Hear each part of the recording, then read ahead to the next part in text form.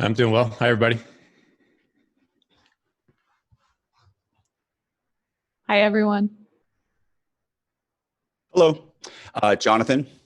First thing, we got to say TrainerRoad product manager and Canada athlete, because that's the order.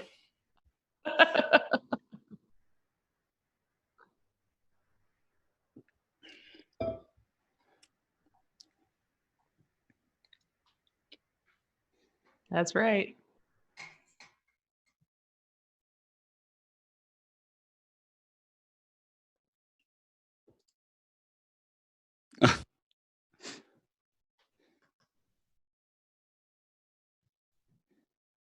It says no audio from John.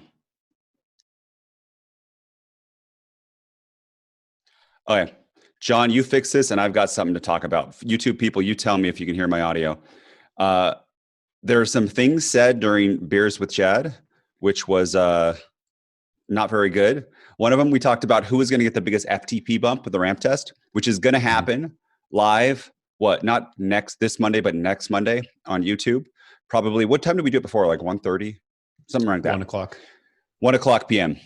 Set the schedule right now. Chad, can you just say, you were kind of inebriated, so you're out of your mind, but can you just say what you said on Beers with Chad? Man, I don't even remember. I think you're going to have the smallest one because I think you're pushing up against the potential right now.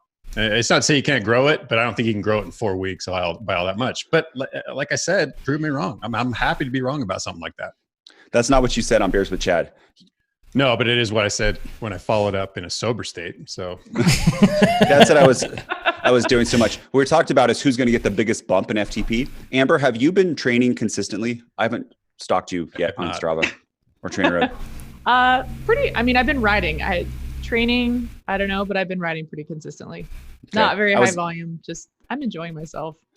That does not make me vote for you then. But if you were training, just because you were a pro, and people should know this too, we talked about this a lot, that if you used to be a really high level athlete and then you take time off, you start training again and looking at a bike and you'll get up there pretty fast again. John, do you want to say something again? Yeah, let me know if everybody can hear me. I've also I've changed a couple things here. Everything was changing live. We're figuring this out. We're in this together. But hopefully everybody can hear me now. Yes, people can hear me. Fantastic. So I thought Pete was going to get the biggest bump, but I think now John's got some house stress and house moving stuff. You falling off your plan? Oh yeah, so actually it's one of the things that I wanted to talk about here with Plan Builder. So I went through and actually pushed my week on. So you can go into calendar, and when you anticipate having a week like I'm having right now, where it's basically like you should have your own. I feel like I'm missing the opportunity to do my own YouTube like home improvement show. Like I should be doing it because I'm spending like 12 hours a day out there in the yard working and doing all this stuff. So we're getting our house ready to sell. So I anticipated this last weekend. I saw it coming. So then I basically just went through and I actually just pushed my week. So the way that you can do that is you can basically like whatever week that you see coming ahead, you can't do it to a week you're currently in, but a week that's coming ahead, you can push that week down. And when you push that week, that means that everything in your plan will be pushed down.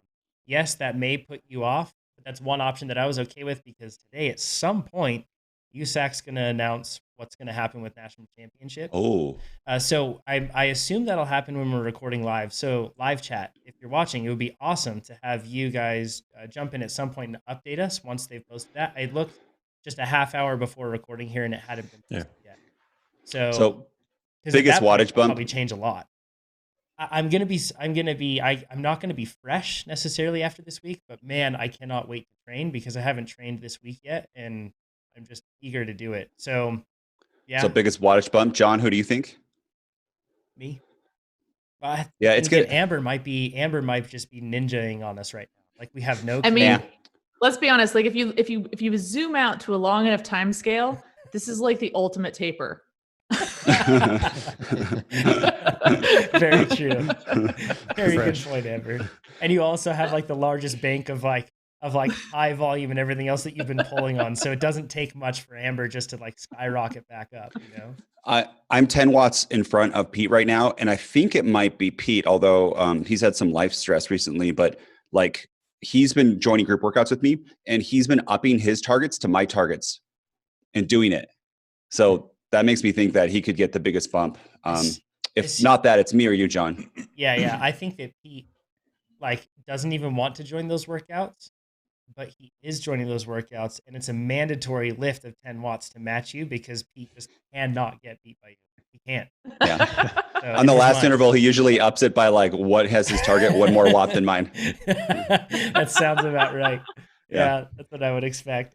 So if you're joining us live, you can go right now and do the thumbs up. That would help a bunch. If you are just watching on YouTube, whether it's live or after the fact, hit a thumbs up. That'll make a lot of people see the videos. And also, you can look in that description. If you're, we get a lot of people that listen to the podcast and say, "Oh, well, I wish I could join you guys live, but I don't know where to go to see that." Go to YouTube. And if you look at this episode, which is episode 257, you'll see the link for episode 258. It's already in the description. So you can just go into the description of this episode and you'll see next week's episode, and you can click there, and you can even set a reminder. And then that way you can get prompted for when it's there, and you can check it out. So it's pretty awesome. And we'd love to have you guys joining us live, but also through the podcast. All of it's great. You can also subscribe to the notification bell, because we have YouTube videos that are posted on our channel basically every week. So we're posting excerpts from the podcast, race analysis, quick clips, anything like that. So you can check it out. And it's basically it's the best way to get faster when we're talking about YouTube channels. So finally, we're also hiring a brand designer. So you can go to TrainerRoad.com/jobs to check that out. Nate, do you want to describe what that is a little bit? I know we described last week. But... Yeah, make things look pretty, but on the marketing, non-product side, so all that other side, pretty much our marketing team, you would work directly with them. You'd be working with John a lot, some of our other new marketing hires, to really make everything, the look of TrainerRoad awesome, and get those applications in super fast, TrainerRoad.com/jobs, because the hiring person, it's not me. He is a lot more on top of it than me. I usually wait longer to get stuff, and he's ready for interviews now. So if you are just hearing this now, stop what you're doing, and you want to apply now. Mm-hmm. Absolutely. It'll be exciting because we'll be working very closely together with the whole marketing team and this individual. So fantastic way. I looked, somebody went onto Instagram, and you can find us, by the way, on Instagram. We have Coach Chad TR, Amber Malika, TR Nate, and Lee Jonathan. TR.Nate. TR.Nate. But you can find us on there, and somebody sent me a DM, and I get a lot of those, and it's hard for me to keep track of them because I don't get notified if the person doesn't, or if I don't follow that person. And I had some people sending in resumes through there. That's not the best way to do it. The best way to do it is to go to TrainerRoad.com/jobs, because there's no guarantee that I'll see that Nate, Amber chat or anything like that. So best way to do it is through /jobs. But we're happy to chat with you there on Instagram as well. So Beers with Chad next week. When I was fixing the sound, did we talk about this? I'm not sure if I missed that. Nope. It's back. Last week we went long. It was like Leadville long, too long in my opinion. I don't know about you guys. We got drunk too. It was you a happy Saturday. There's no such thing as too much beers with Chad. Let's be honest. The intensity, the duration intensity. Too much beer in Chad. This was like a 0.7 IF workout. We need a 1.05 within 20 minutes, and then just call it good. Agreed. Nate was a gold sprint. Can we develop a TSS for Beers with Chad? I want credit new for algorithm. It. You know how hard those Saturday workouts are, especially when we go an hour and drink 3 different beers with Pete. Yeah. Oh, man. Hey, that sounds easy. There's a Beers with Chad multiplier for the Saturday workout. There we go. We need to factor that in. So long form Pete was on last week, and I'm back this week. So I'll be hosting with Chad. And reintroduce us to restraint. It'll be fun. It'll be fun. It'll be a blast. Amber will be in the comments trolling away like always. I won't be in the comments trolling away. I also won't be panicking about things going off the rails because I'll be controlling it, but I won't control it too much. I'll let it get out of hand, people. Don't worry. So with that said too, a few things. Folks should absolutely go over to TrainerRoad.com/blog. It's awesome. Or actually, if you just search blog, because that URL may be changing soon. But if you just search for the TrainerRoad blog, you'll find it. We have some awesome articles that are always being posted by our different writers that we have on staff. So Jesse put together a post that's been getting a ton of traction. It's been super popular, and it's called Sweet Spot Training, Everything You Need to Know. And it's basically a front to back on the science behind sweet spot training, how to execute it more effectively, what it does for your fitness and performance on race day. And it's funny because when we were talking about this article and kind of coming up with brainstorming for it, I mentioned the fact that the sweet spot zone, you spend so much time in there in a given race. And it's funny because a lot of people don't realize that, and they think that it's basically all off or all on, because in those moments when it's all on, we subconsciously glance down at the power meter and we're like, oh, look at me flexing to ourselves, right? Because we see the big watts. But then during the times when it's easy, we can allow that diversion of focus and look at that head unit and we're like, oh, it's easy. But if you're really racing productively, you're going to spend a ton of time in that sweet spot zone. So it's funny, a lot of people talk about sweet spot being used just for base training, and that's it. Sweet spot is going to be used on race day. And that's why you'll notice in a lot of the plans that there's still sweet spot training sprinkled throughout the plans, even in something that's more short duration, even something that's more long in duration. So it's a super great post, and it's kind of like a full guide for everything you need to know.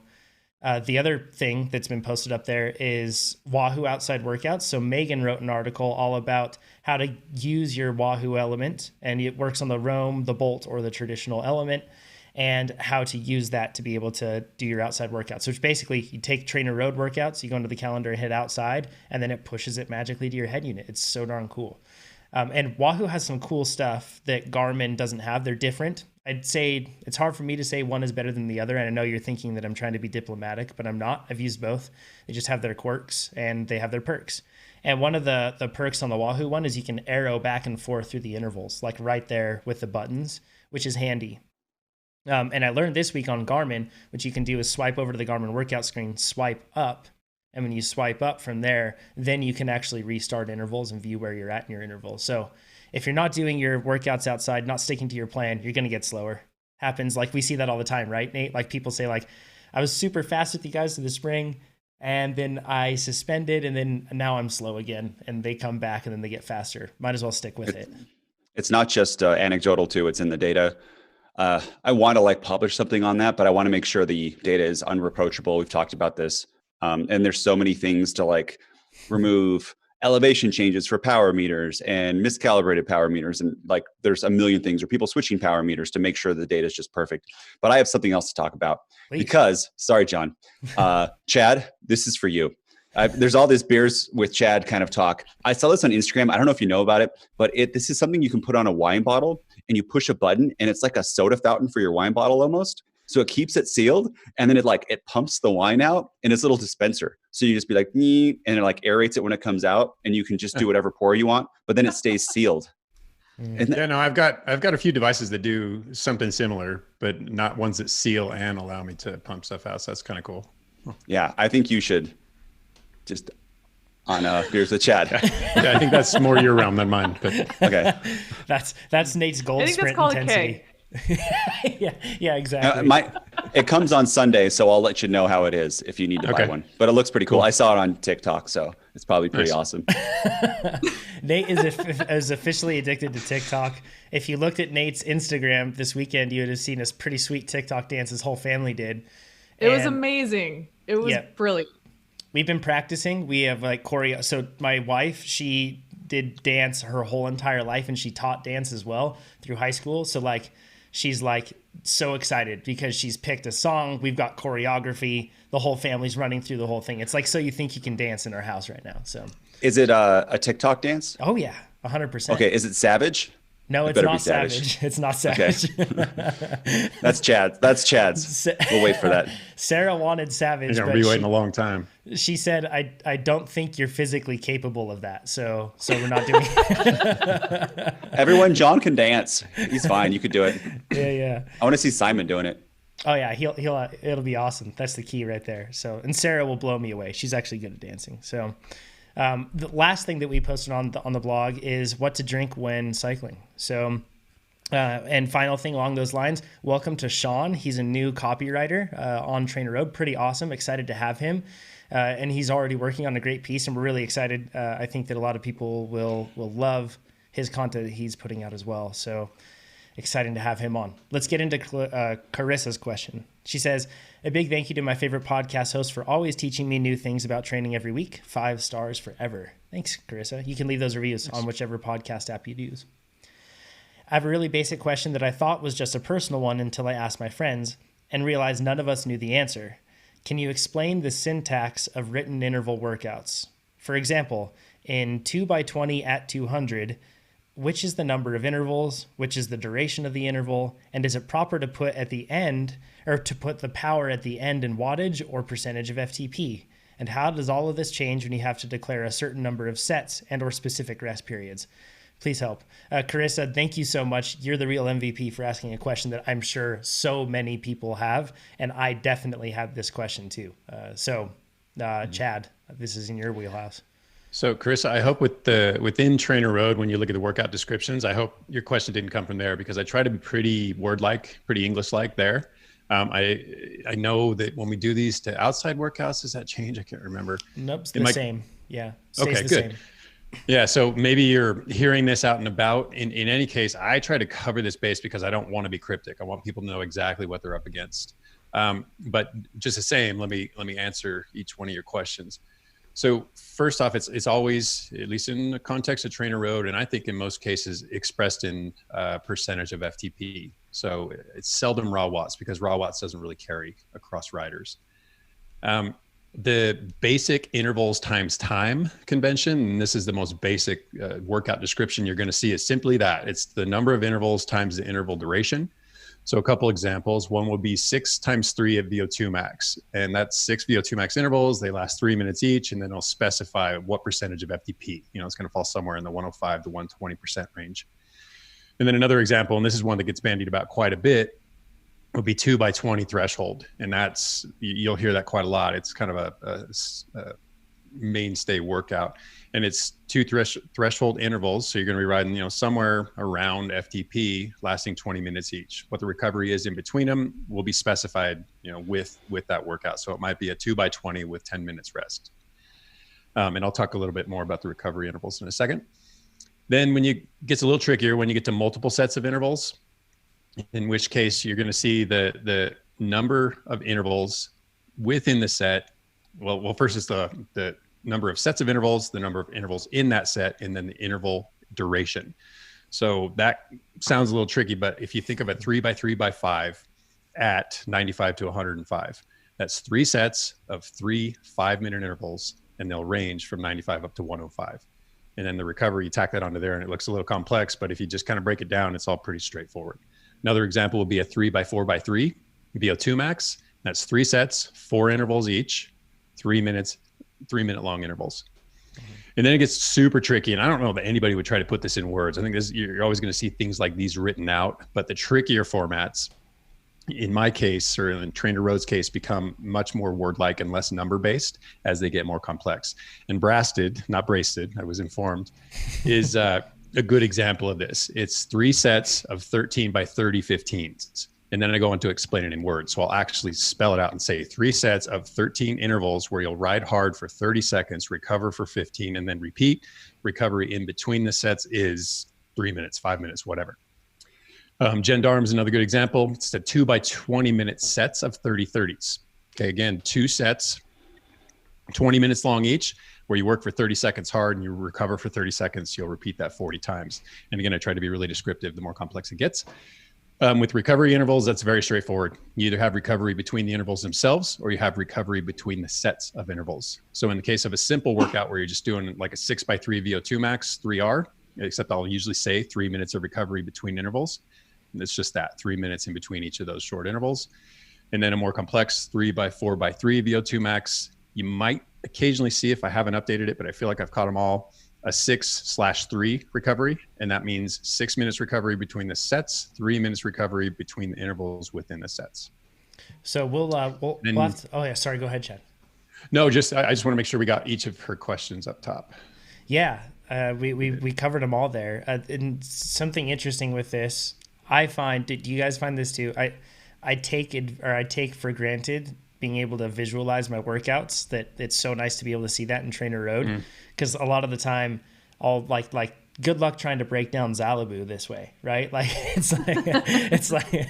it'd be really tricky. And that's like the sort of workout that basically is, you have a hard start, but then just the hard start. And then after that, you go through those reduced amplitude bilats where it's like you're high intensity, but then you're slightly just below. And those may, like the either work or rest may shrink or increase in terms of duration. So there's a bit of like laddering, so to speak, within that. and it gets really tough to be able to lay it all out. It's just so easy to be able to visualize it. And that's the beauty of indoor training, really, over outdoor training, because you can do all this indoors or outdoors, but when you do it indoors, the structure is right there in front of you, and it's handled for you. Because trying to keep something like Xalibu in your head it'd be pretty tough. You'd have to be pretty familiar with it. Yeah, and Outside Workouts does a really good job of managing that because of the fact that it's all, like you said, it's all right in front of you. Like there's a difference between you can write it down and you can do it that way. That's okay. But man, it's like a cheat sheet because it just reduces all that cognitive load that you would have trying to remember what you're doing. Yeah, to have it on your head unit, it's a whole game changer. I just can't imagine the days where coaches would tell their riders to go outside and do something like that. I remember those days, and I used to have to write stuff on stem tape to remember what to do. Nate, you were going to say much something? Easier with the head unit. Probably not important. Go ahead. No, I'll say it. I think I was just trying to think in my head. I think we were the first ones to encode workout specs in an image like that for lists for looking up workouts. Before it was all text. Before we started TrainerRoad, I was like a dashboard information person at a Fortune 500 company and programming that. And I wanted to encode the information of a workout. And I also made it so that the FTP line is the exact same for each one. So it's scaled the same. So that was the thought behind that. Because a lot of people ask, like, why on Baxter is there so much black up above? Why don't you just raise the bar so it's the same? But if you do that, then when you compare two workouts visually next to each other, you can't tell which one's hard and like which one's tempo and which one's endurance. But by doing with the way it is now, if you see Spanish needle, you're like, right? It's very easy to see that is a horrible, horrible workout compared to something like Baxter. And you can glance down without having to read any text. And what you can pretty much do is I bet you with people that have used TrainerRoad a bit, you could visually show them a workout and within for 3 seconds, and they could tell you which one's the hardest workout pretty close and which one's the easier ones very, very quickly. And that was the idea behind that. So again, not important, but a little behind the scenes. Yeah. It's funny, like whenever I send I have some friends that don't train on TrainerRoad enough. I'm looking at you and you know who you are. And whenever I send them pictures of my workouts, they're always like, oh my gosh, I need to see my workouts that way because it's like, so much more informative for them. It really is super helpful. So thanks for being a dashboards engineer, Nate, and bringing that over. Steven's question. We're going to talk about some glycogen and some fueling in this one. It'll be good stuff. He says, regarding glycogen stores, are the glycogen stores found in muscles used only locally in the muscles in which they are actually stored? Or is it that glycogen is available to whatever muscles require it? And then he follows up. He says, if glycogen is available throughout your whole body, then would an increase in muscle mass be helpful in increasing your available glycogen? I.e., if I gain muscle mass in my upper body, will that help sustain me through a longer effort due to the increased glycogen storage capacity? So that's a awesome question. Really good one. Where do we want to start with this, Chad? Let me address that first question, and then it'll kind of bleed into the second question. So in answering, are glycogen stores found in the muscles only used locally or in the muscles in which they're actually stored, or is the glycogen available elsewhere? It's both, kind of. So we have two main storage sites in the body for glycogen, the liver and the muscles. There are smaller amounts, much smaller amounts stored in the kidneys and the glial cells in your brain, your red and white blood cells, and during pregnancy in the uterus. But for the most part, when we talk glycogen, we're talking about the liver and the muscles. From the liver, it's a diminutive amount by comparison to what we can store in the muscles. So we're looking at, for an average size adult, and I think they pin that at somewhere like 150 pounds, or what would that be, like 70 kilograms ish. You're looking at 100, maybe 120 grams. And this is free to circulate. It can go anywhere. Largely, it goes to the brain because the brain is a huge glucose hog. I mean, per cell, the brain uses a lot of sugar. In the muscle, however, we can store a heck of a lot more. And in an average human, again, someone who's probably deconditioned or sedentary, 400 or 500 grams of glycogen in the muscle itself. This is something, as I've talked about in the past, as we've talked about here on the podcast, is with training, also with diet, even things like your basal metabolic rate, they can all influence this level of storage. So it's very trainable. It adapts to training stress like a lot of other things do. Glycogen itself is stored in the cytosol. That's just the liquid component or the intracellular fluid inside the cell. So we're actually talking in the cell, not in the mitochondria. So all the other organelles floating around in the cell, glycogen's in there as well. And basically it's just chains of glucose. So you just link a bunch of glucose together, somewhere in the ballpark of like 10, 12 glucose molecules, and you got glycogen. Were you to dry it out, it'd be a white powder. So if you can think of that, just kind of floating around dissolved in the cell's fluid, that's what we're talking about. But within the muscle cells themselves, muscles lack an enzyme called glucose 6-phosphatase. So that translates to there's no free glucose when it comes to muscle glycogen. So this particular enzyme breaks glucose down into what's a form of glucose called glucose 6-phosphate. And this is what's used in glycolysis, to fuel cell activity, to create ATP, to drive muscle contraction, et cetera. And the pentose phosphate pathway, if you're familiar with that sort of thing. So basically, once the glycogen or the glucose is stored in the muscle in the form of glycogen, that's where it stays, that's where it's utilized. There are some small exceptions. First of which, when we can't keep up with the pyruvate that's coming, or the mitochondria can't keep up with basically the glucose is coming in, that pyruvate, rather than entering the mitochondria, becomes lactate. So we all know about lactate. Where's lactate go? It can be shuttled to other muscle cells nearby. So there's a couple forms of shuttling, in which case, great, lactate is reconverted into pyruvate back in the mitochondria. We're good to go. But a lot of that lactate, when there's an excess, spills into the bloodstream. And this is how we can measure blood lactate, because it's actually in the blood. Once it's in the blood, it can make its way through the circulatory system all the way back around to the liver and undergo something called gluconeogenesis. And this is one part of that process is the Cori cycle, or actually those two might be synonymous. I don't think so. In any case, this lactate spills back into the liver transfers or converts it back into glucose and pushes it back out into the bloodstream, which means it's again free glucose. So in that case, glycogen did make its way out of the muscle into the bloodstream, back to the liver, back to the bloodstream, and can be redistributed somewhere else. So yeah, that's kind of a workaround, but it's not a tremendously efficient one, as you can tell. It takes a bit of time. So with all of this in mind, if you did increase your lower body mass, yes, you can increase your glycogen storage. You have more muscle mass, therefore you can pack away more glycogen within that muscle. And then, as I mentioned earlier, if you train the muscle via endurance training, it same thing. It packs more glycogen into the muscle so that you can do more endurance work later. When it comes to the upper body, however, pretty unlikely that that's going to benefit you as a cyclist, because basically you have to liberate that glucose, just go through that whole cycle that I just talked about to get it back into the bloodstream to move it to the lower body. So it's not likely it's going to benefit the rest of the body, especially if you're not utilizing that muscle mass. If you're just sitting on a bike, you're not going to be working those upper body muscles to a point where they're going to generate excess lactate that's going to further itself to the point of the Cori cycle and get the glucose back to the actual working muscles. It's not likely. So in the case of like an XC skier, a cross-country skier, or someone who's using a lot of upper body movement, or maybe even, and probably not, it's a bit of a stretch, but a cyclist who rides really sloppily or maybe over really technical terrain, there could be enough upper body movement to generate lactate to, further that cycle and get it back to the leg muscles, but unlikely. So we should do curls while we ride, for sure. Lots of curls. Yeah. Yeah. It's the spin bike dance. Yeah, exactly. Yeah. Well, yeah. Turns out it's motivated. They're onto something.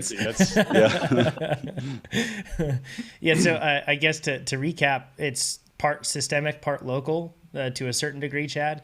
But in terms of just adding muscle mass with the intent that, elsewhere on your body, basically hoping that would be utilized, you need to be working that to a certain point so that it can actually liberate that glucose and utilize it and process it. Yeah. And that's a good way to put it. I mean, part of it's systemic, there's your liver, and part of it's local, and that's muscular. Cool. Yeah, that's awesome. In my mind, I have so many I don't know if you guys have this too. So many metaphors in ones that I can understand, where I can kind of break down and understand the mechanical nature of how everything works in our body. And that's a cool one. That's pretty easy to think about too. So thanks, Chad. Phil's question. So Fred says, for someone training for multisport during these trying times and beyond, should you stagger your recovery weeks or take them all together? In other words, should you have a recovery week on the bike while still going hard on the swim and run, or recover all three on the same week? Thanks for the great podcast and training programs. So I assume that the intent would be to basically round robin your way through a recovery on each one of the three disciplines while maintaining on the others.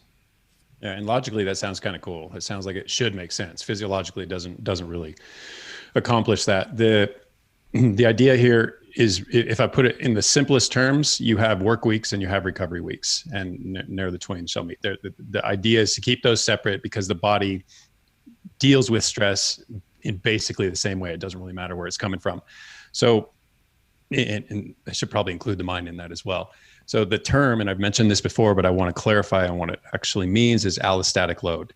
And this is coined back in 1993. Thank you, Wikipedia. And I quote, it represents the physiological consequences of chronic exposure to fluctuating or heightened neural or neuroendocrine response, which results from repeated or prolonged chronic stress.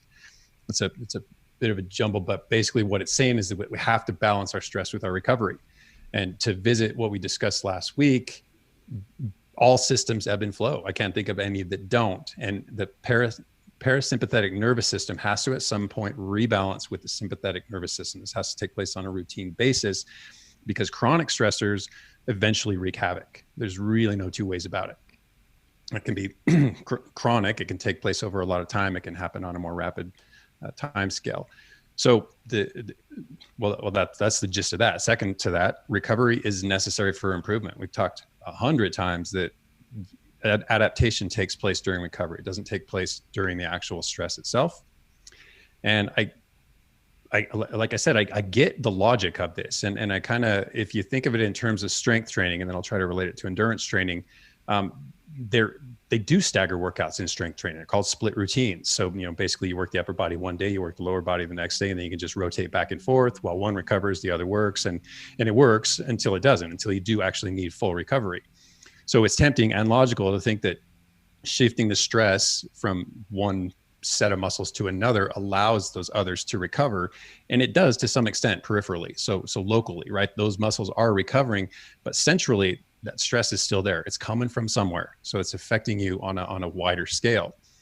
And in endurance, I see that it's equally tempting to think that you can shift between energy systems and allow recovery with, maybe your glycolytic system, because now I'm just working my aerobic system, and then I'm going to go back to working my alactic system and do some sprints, etc. But again, central considerations need to enter the picture. You have to look at the body as a whole. Hence the term, if you've heard this one also, is adopting a holistic view. And this basically means that you see various systems are not just a collection of separate parts, rather they all work together. And this is especially relevant when it comes to biologic or physiologic systems because they're highly complex. We're not engines. Right. Like even if you're swimming versus running, you're using different muscles in different ways. Your heart's still pumping, your cardiovascular system is still under stress. Your central nervous system is still under stress in very similar ways, even if the action and the exact muscles that you're taxing are very different. Yeah, just put it in terms of hormones. Hormones are in your circulation, regardless of where the stress is coming from. So that would be a way to see it as a holistic or a central sort of stressor rather than just a local one.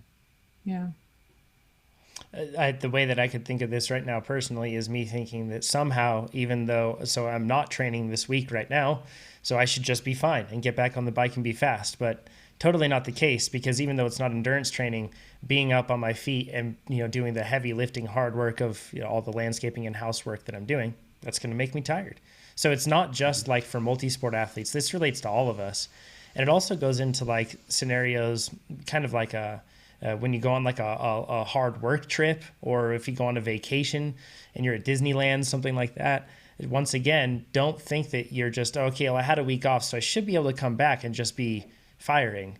It probably wasn't recuperative during that time off at all. Right. And in the other direction, saving a bunch of to-do lists to really, for your day off or your recovery week is not a great idea, because then you've got a different type of stress that you're introducing to the system.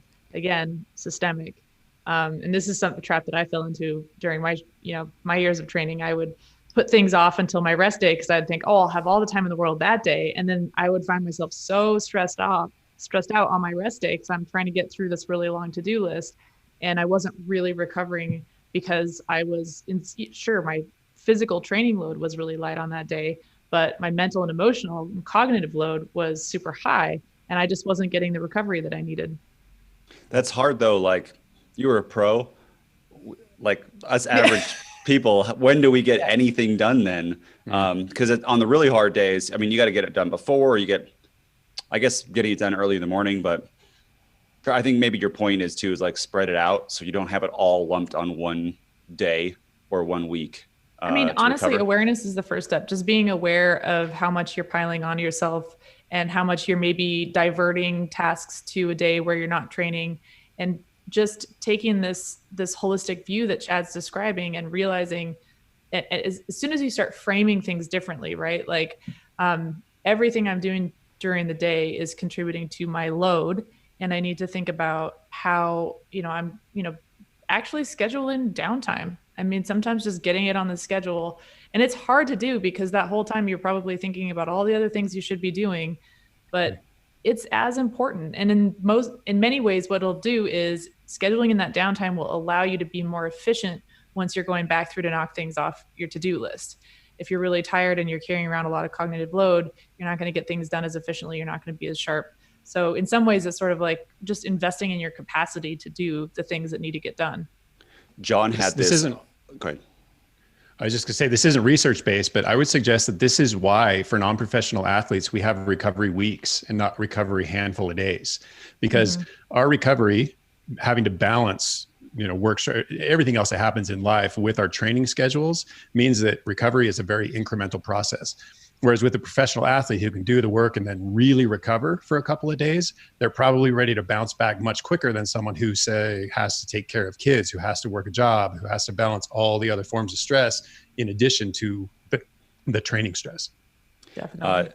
John had this on his Strava last week, so feel pity for John. But these live streams, we're gonna have this system, and it always seems to it's like 7:58 and the whole thing breaks, and he gets this flood of cortisol, and I'm there like, hey John, did you try this? He's like, yes, I tried that, just leave me alone. Like I'm trying to backseat drive him to try to help him, and that just adds to the stress. Sorry John. But he had the hardest workout probably on the plan. It's like, I have it actually today, I'm kind of scared. It's 30-second sprint and then 14 minutes at 95% FTP, and you only get 5 minutes break in between.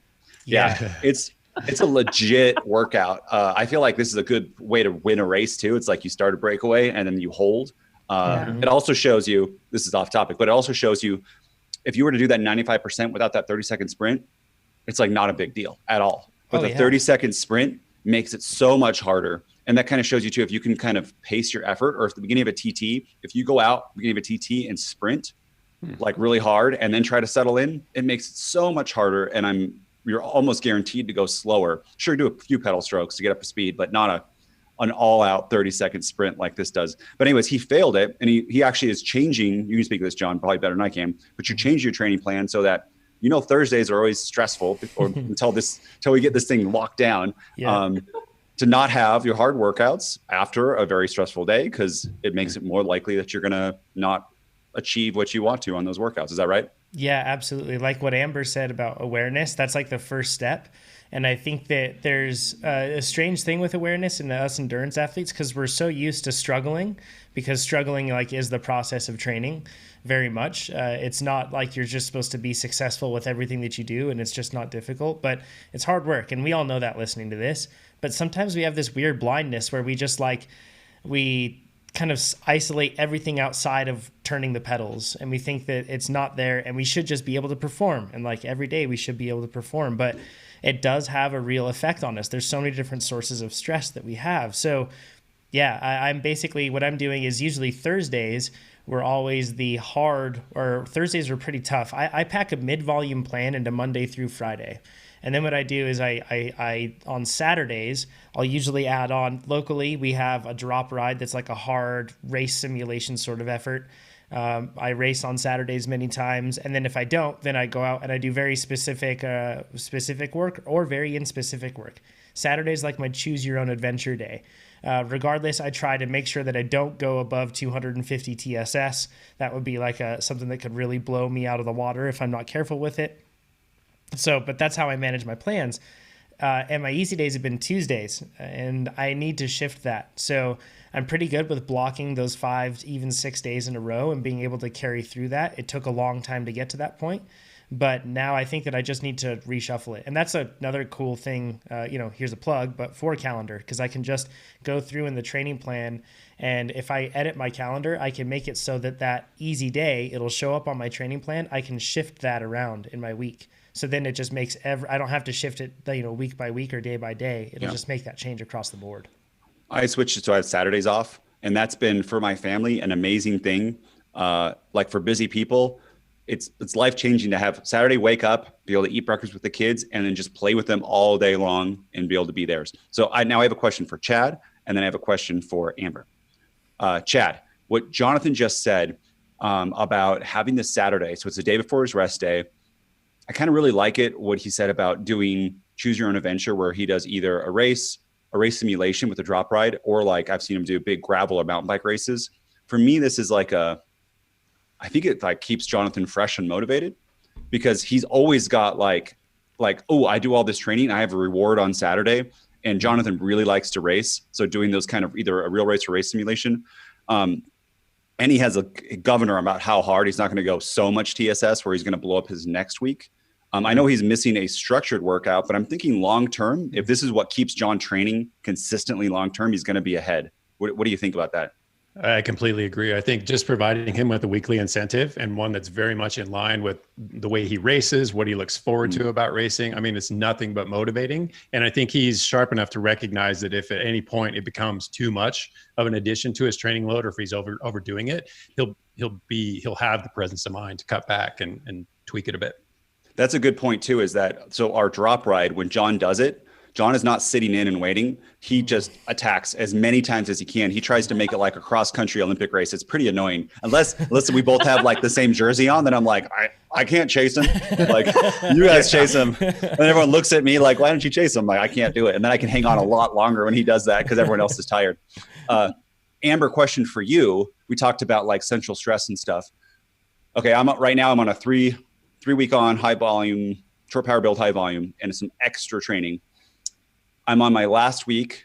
It is Thursday. I have like 3 hard workouts, really 2 intense and then 1 long sweet spot.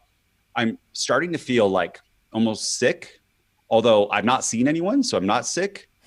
I'm thinking that I'm getting to that state that Chad just said, where like the central stress is so much that like I'm inflamed and that sort of thing. Did you get that before your recovery weeks? Like normally I would just think, oh, I'm getting sick and I would stop training.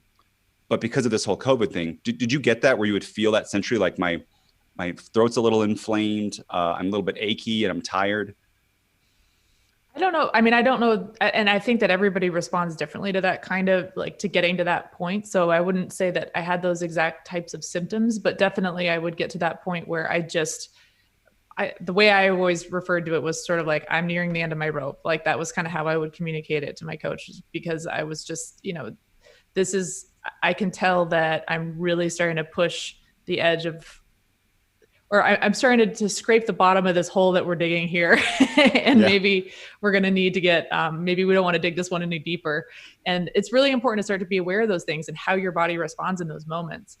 Because there are, it's a fine line. You don't want to, like, if you can push a little more and you do, and then you recover, you get that better super compensation.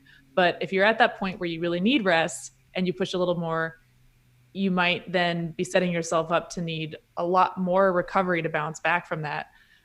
So it's unfortunately is this trial and error process, but yes, definitely I've been there and it's hard. And I think the thing that I felt like I could handle the physiological training stress a lot better than central nervous system stress. So for me, like team camps were always really, really hard, because in addition to the training, it's not like being home where you can kind of like be grumpy over your morning coffee and then, ease into your day. It's like you're having to be social, you're interacting with media, you're interacting with sponsors and whom I all love. But at the same time, it's so much additional central nervous system stress to be on like that, to be socializing during your training ride from start to finish. And then even when you're done with that, you're doing team dinners, you're doing meetings, and it's just from the moment you wake up in the morning to the moment you go to bed at night. And it's usually for a week or more. And on top of that, you're still doing hard training, or you're doing these photo shoots where they're having you climb some ridiculous mountain over and over again to get the right climbing shot or the right descending shot.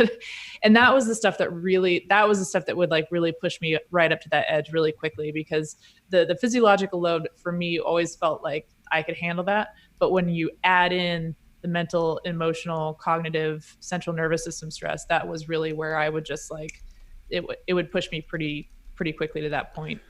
On a normal training week, and you felt like you started to hit the bottom, this is personal to you. How long would you kind of be in that phase before you would take recovery, or like a recovery week or something like that? Toward the end of my career, I realized it was actually better to err on the conservative side with that. So if I started to feel like I was nearing that point, taking just an extra recovery day, you're missing one day of work, but you're allowing yourself to adapt to whatever work that you've done leading up to that point. And sometimes just taking that day is going to save you from needing an extra week or 2 weeks. And again, professional athlete life, different than having a rest week regularly in my plan. But I got more proactive about being on top of that, because I felt like I was better off, so maybe I could have pushed 2 more days, but I didn't. I took a day off. I missed one day, but there was the chance that I was then saving myself a week or 2 weeks of having to recover from pushing too far. So I think that's not a bad idea, honestly. I mean, you're never going to lose so much that it's going to I think you're generally in the end going to come out ahead with that kind of a mentality. But again, that takes getting to know your body. And we've talked before, I used to give myself the 20-minute rule. If I was really not feeling it, I felt like I was scraping bottom, I'd say, okay, I'm going to get on my bike, get kitted up, get outside, give it 20 minutes. And often by the time I hit 20 minutes, I'm psyched to be on my bike and I'm ready to rock. And then there were days where I really still wasn't. And on those days, it was like, okay, you know what? I gave it a shot. I gave it an honest shot, and I clearly need this recovery. And then I would go home and take the day off. And the hardest part is taking that time off and not racking yourself with guilt over it. But you really have to. I mean, at that point, it's like you make the decision, you make it decisively. And this is what I need. You embrace it. Don't rack yourself with guilt, then really embrace the recovery aspect of it. But you know what else is super hard about that is, in so many cases you get past that 20-minute window, and depending on your type of personality or how good you've gotten at listening to yourself, you can make yourself get that workout done. It's still within you to complete it, to hit your marks, to feel like, okay, I can check that box. I did it. But at that point, it's counterproductive. And learning to recognize the difference between where you need to shut it down and when you need to push through is tricky territory. And then along the lines of what Amber was just describing, and what Nate has described, he's talking about what I call, and what a lot of people call, the training flu. And it happens after a hard workout, happens after a race, happens after a block of training. And kind of what Amber said, I won't carry it into the next workout. So if I work so hard that I feel flu-like symptoms, the next time I get on the bike, I know it's going to be an easy day or it's going to be an off day, such that the next time I get on a bike and it's going to be a hard day, none of those symptoms are present, because then I know I'm just taking that hole that I've basically already bottomed out in and trying to dig it even deeper. Yeah. This is a good point. On Saturday, I had this exact scenario. So as you mentioned, Nate, I failed that workout. And then I came into the next day and I wanted to go out and ride. And I actually wanted to go out and do a structured workout. And it was going to be like, basically it's like a 2-hour sweet spot workout. So it was going to be pretty tough. And I had a spot where I wanted to do it. And I've been riding when possible, when the workout structure allows, because it's safe here, or it's deemed safe and socially acceptable and legal to be able to ride outside right now in our region. So I've been trying to up the specificity of getting more time on my mountain bike, doing outside workouts with it. So I had this whole plan laid out to do it. And it was funny, like I just couldn't muster the courage to go do that workout. And I think that happens to all of us. Like, instead, what I did is I just went for a ride and I thought maybe that'll feel better. And you know what? It's interesting that you mentioned this, Chad, because when I was going up, I was like, my legs genuinely hurt. And it's really from, adding in all this other life stress. So full circle callback here, going into everything else that's going on. But my legs were hurting. But the thing is, I was still capable of riding. And I basically said, like, I just want to see as little time as possible below 300 watts, just to kind of stay there and see what we can do. And with that, I was able to do that way further than I thought I would have. And it wasn't productive, though. And that's why after that workout, I realized at the end of it, I was like, yeah, I could probably, absolutely just, make this a horror show getting through the rest of my workouts here for the next week, but I might as well make a change now and recognize that it's probably going to become, if it's not already, counterproductive. Yeah, endurance athletes should give themselves due credit and recognize that over time, and maybe even coming into it, but we're incredibly tough. We're really tough. I mean, we learn how to push up against walls and then, just plow them down, push through them. And we can do it. We have to do it on a pretty regular basis, both with hard workouts and then races and just the consistency of it all. So we're really good at hurting ourselves and making ourselves just deal with that discomfort. But recognizing when that discomfort has crossed into unproductive territory is the big catch. That's the balance I'm trying to strike right now. Is the recovery comes in 3 days, right? So I'm like, I'm just going to push through it. And what I did to change it was yesterday, I was supposed to have like an hour and 45 minutes of an easy day, but instead I just made it 45 minutes. So kind of make the easier day even easier. Mm-hmm. And then it's like 2 hard days in a row, day off completely, hard day, then recovery week. That's a great way to manage it too. Making the easy day easier. That's a really good point. Yeah. Because that's tough to do for sure. Yeah. Sometimes it's that simple. Easy day, easier. Mm-hmm. Yeah. Cool. Often. That's a good discussion with this. I feel like hopefully that provided some help. And also it shows the fact that while Amber being a pro cyclist, the rest of us three, we have not been pro. So we're absolutely just like you in the sense that we are far from perfect or ideal, far from anything like that. The training process is constant improvement, which is what we go for. Nate, go ahead. Yes, something else that Amber said, and this is for the brand designer project or role. We are doing a TrainerRoad training camp. It was supposed to be actually like almost this week or next week, right? And the weather is 3 weeks, yeah. The weather is perfect, and the idea is all the riders who, if you got to be able to ride like 60, 80 miles, not just a couple of rides inside, but we're gonna fly them out to TrainerRoad headquarters. Company's gonna pay for it, and we're gonna do a week-long training camp with just TrainerRoad employees. John's got all these like 80-mile cool routes around Reno and Lake Tahoe and where the death ride is. And then we're having our admin ride SAG for us and drive, give us SAG. bottles. Yeah. Right. Yeah. Drive. Yeah. Ride SAG. Just e-bike. But that's one of the many perks for working with TrainerRoad. So if you are a cyclist, hopefully that puts a little cherry on top for you to get your application in soon. For sure. Yeah. It's going to be a blast. And since because of the lockdown situation and obviously COVID and everything else, we've pushed it to an undetermined date, but that may actually mid-August. Okay, cool. So that may actually even open up more routes that we couldn't ride before because of closed roads. Mm-hmm. So that makes it exciting. Yeah. So it'll be a blast. Okay. Avery's question says, she starts off with saying, just breathe with an exclamation point. She says, meditating and mindfulness and breathing all seem to be a hot topic right now. But what is the most efficient way to breathe? It seems like inhaling through your mouth will bring in more oxygen because the opening is larger than your nose. However, I remember my marathon running 6th grade teacher telling me 20 years ago when we were training for the jogathon that it is best to inhale slowly through your nose and exhale out your mouth. I've seen pro riders do TTs with nasal strips and menthol plugs up their nose during warm-ups. And I often have a lot of time to think and focus on my breathing while climbing slowly, but I'm wondering what is the most efficient way to do this while doing sweet spot efforts to max out sprints. Thanks and enjoy the seemingly cleaner air during this lockdown. For sure. Yeah, it seems clear for sure. So first things first, before we get into, so breathing, we've got a lot to cover on this one. It's going to be, we're going to cover lots of stuff. But the first thing that you should know, Avery, is to go to episode 187. And in that episode, we covered nasal breathing in more depth. We won't cover nasal breathing directly here since we've covered it previously in that episode. However, we'll touch on it. And it's fair to say that we talked about like different products that exist to try to promote nasal breathing and then also the science behind it.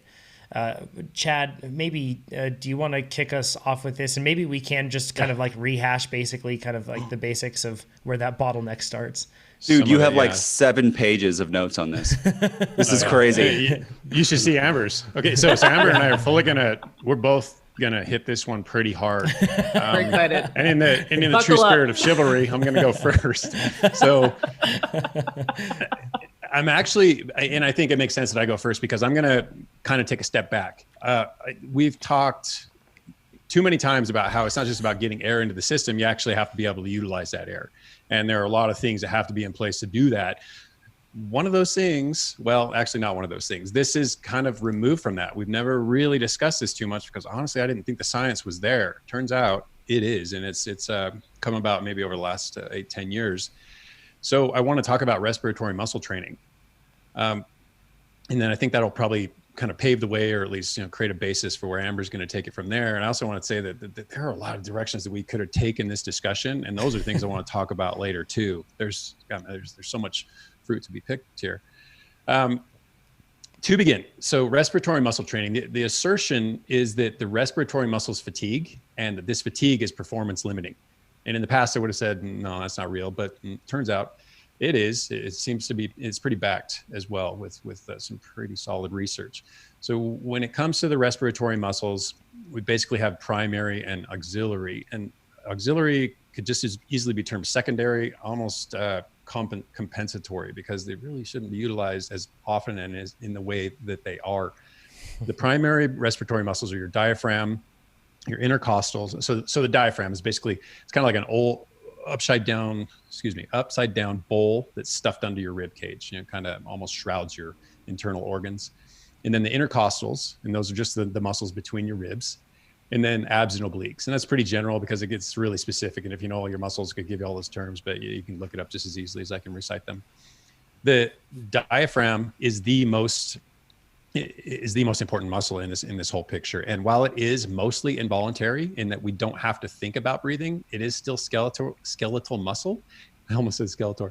It is skeletal muscle in that we can control it. So we can decide, how deeply we breathe, how frequently we breathe. We can alter that at any time. It's when we work, yes, that is kind of taken care of for us without conscious thought, but we can change that anytime we want to. So it is involuntary, but also voluntary. And then the auxiliary or secondary muscles, that's kind of the top of the body. So if you think of the neck and the shoulders, these are the muscles that most people utilize to breathe these days, which is why we breathe so incompletely. And there's a reason they've taken over, and won't get into that too much, but actually I will in a little bit. So let's first talk about the role of the respiratory muscles.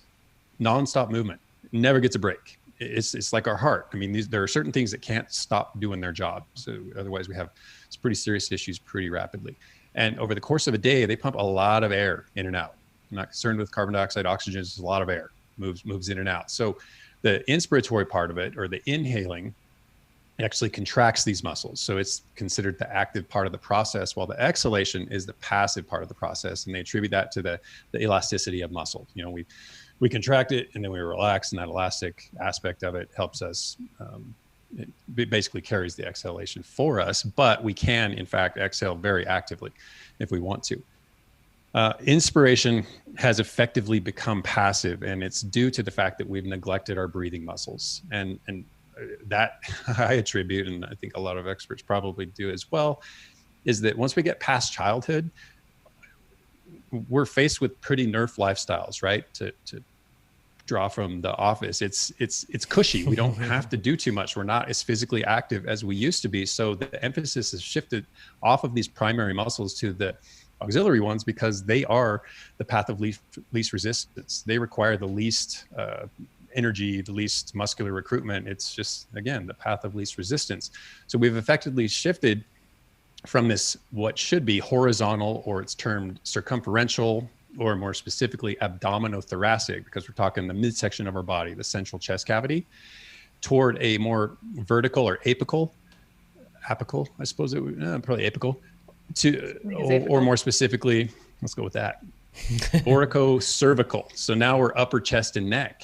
And the problem is the bulk of the lung tissue is in our abdominal thoracic cavity. It's in the lower part of our cavity. It's in our trunk, basically.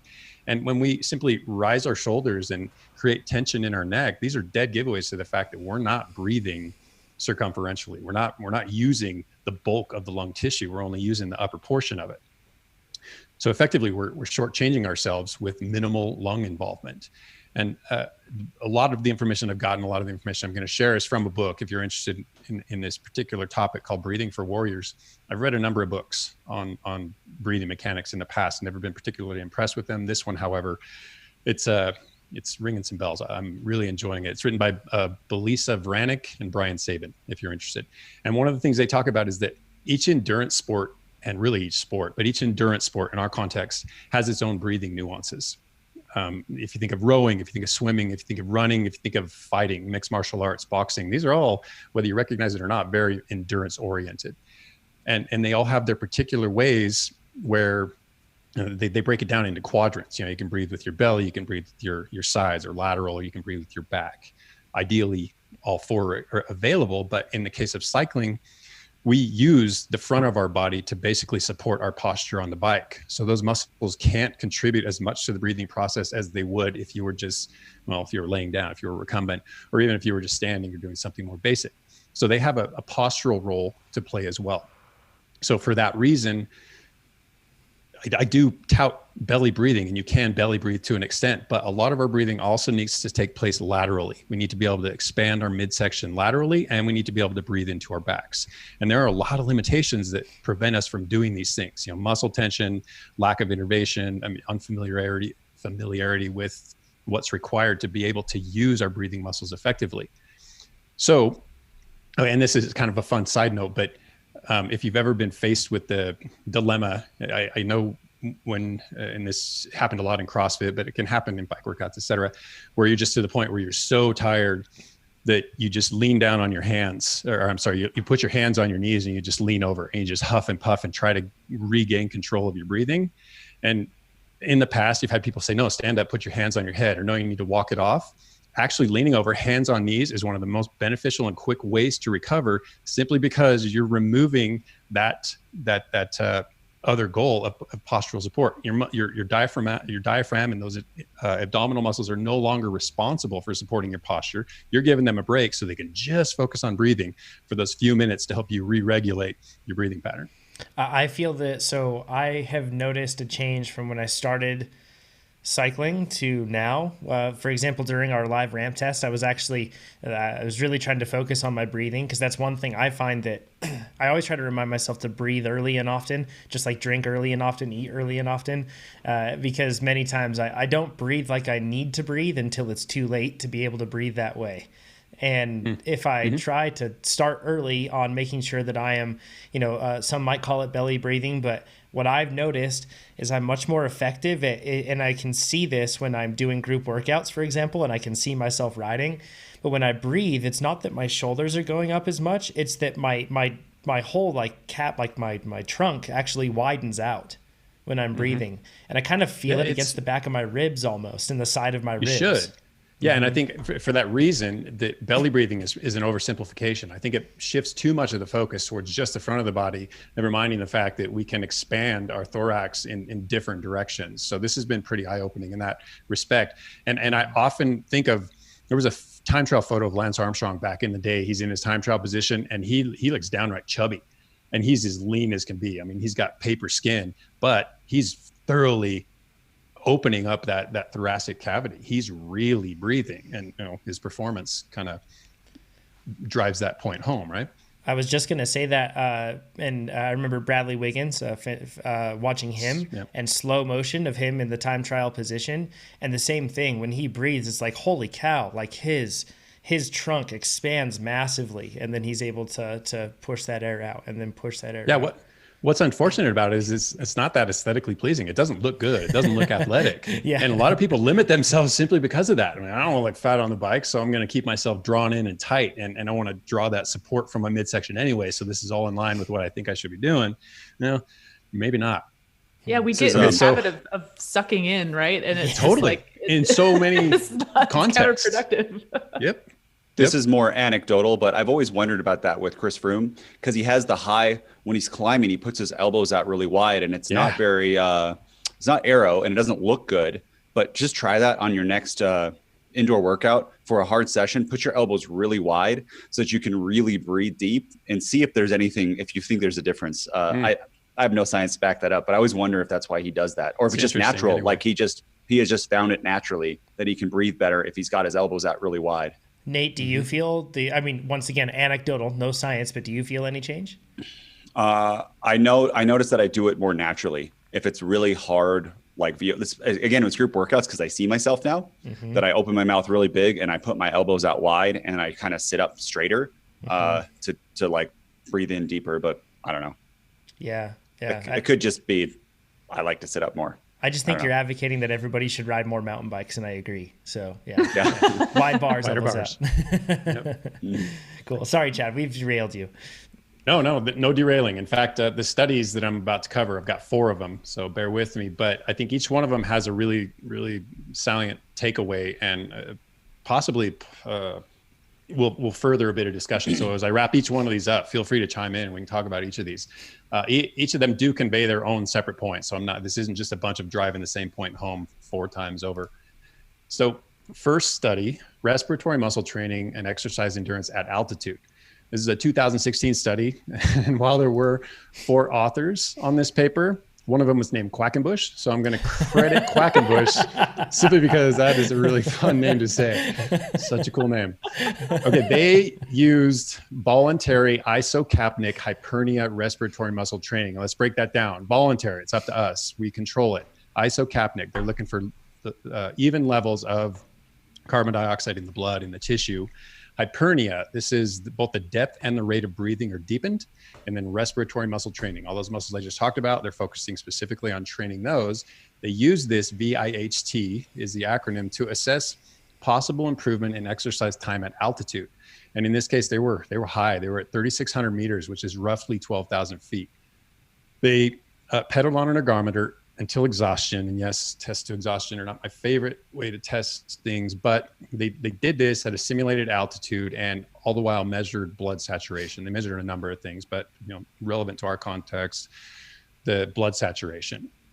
And what they found was that this VIHT did not change saturation, but it did improve maximal training ventilation by 40%, which basically inspired, and I probably shouldn't use that word, which basically raised exercise endurance by 44%. And they attributed this to reduced respiratory muscle fatigue.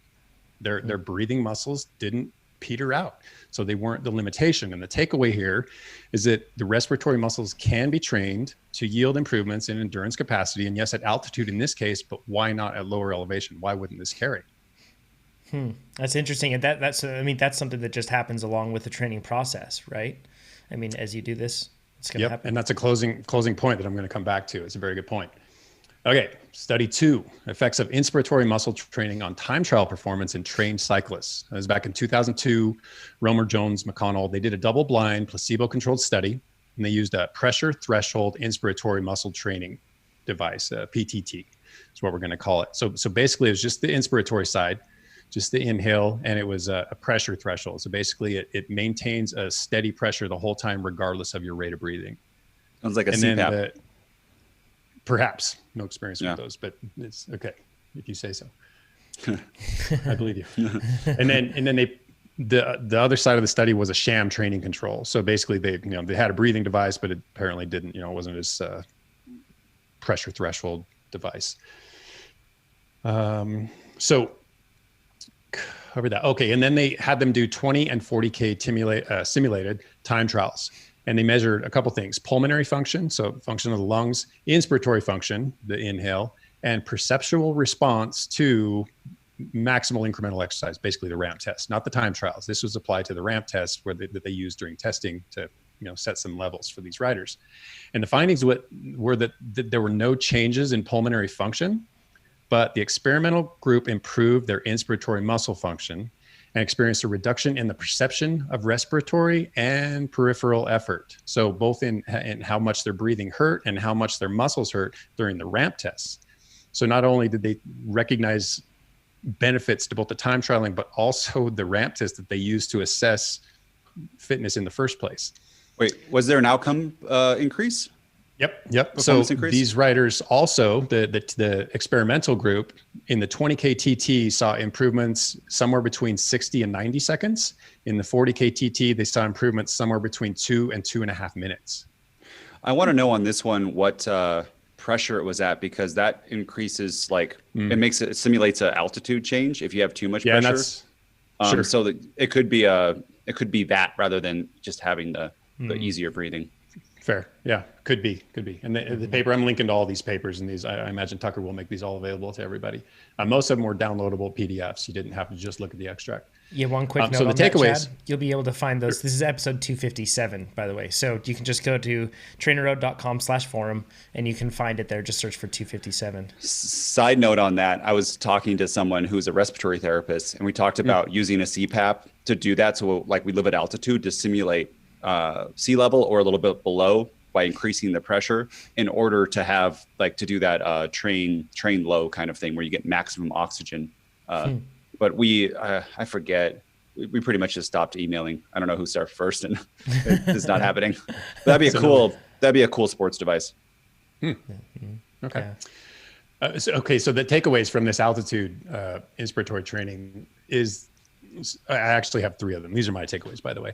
The goal with inspiratory training is not to push more oxygen to the muscles. And we've talked numerous times about how it's only one part of the aerobic capabilities equation.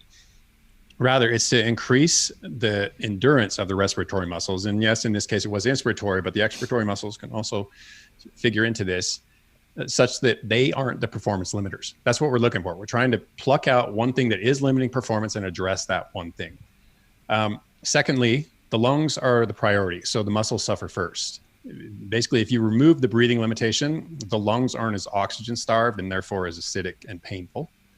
And 3, it raises the question, can expiratory training, it raises the question to me that I want to know, can expiratory training, the breathing out, the exhale, further benefit training performance? I don't know. That I don't have an answer for just yet. Interesting. Indeed. If you're listening to this right now and you've changed the way you're breathing, because I'm sure you all have, or if you're watching on YouTube, you're hereby mandated to give a thumbs up if you change the way you breathe. So everyone's manually breathing right now. Oh yeah, totally. I've completely changed. Definitely have been. Right. This is honestly, I think it's good that we're, I don't know, the cameras are where they are now because you can't see the belly pooch out. So I'm not as conscious because I was Mr. Profile in the podcast room and I didn't want to stick that gut out. I was getting off easy. Chad, to your comment there, I wonder too, I did, and this is for Amber's history too, not the first part. I played tuba as I was like a music major in college for 5 years, sousaphone, marching band, just all day long. It's just the deepest breath possible and then out all the way. And then at the same time, I did swim team. So most of my life was huge breaths and then put it out. And I had a huge, like my diaphragm power was crazy. And I wonder if that is probably, held with me for a long time for so many years of high-end elite athlete training of marching band and concert band. Yeah, I know. That's what I'm thinking too. So everyone should play tuba. Yeah, exactly. That's what I was just going to say. That's the moral of this story. Anybody that bags on band players, take that. So they're going to drop you in their next TT. Percussion. Well, if it's clarinet, it really doesn't do anything. So. Yeah. So Chad, I don't know if you have anything more to add because there's kind of like a whole different side of this, right? That we want to get into more on like the psychological effects and everything. Actually, I still have 2 more studies. So let me go through those because they each have their, no, I'm just getting started now. Okay. So number 3 of 4, I'll try to make it quick. The effect of inspiratory muscle training on high intensity intermittent running performance to exhaustion. So yeah, we are talking about running, but we're also talking about intermittent activity, which is very applicable to not only cyclists, but specifically TrainerRoad workouts.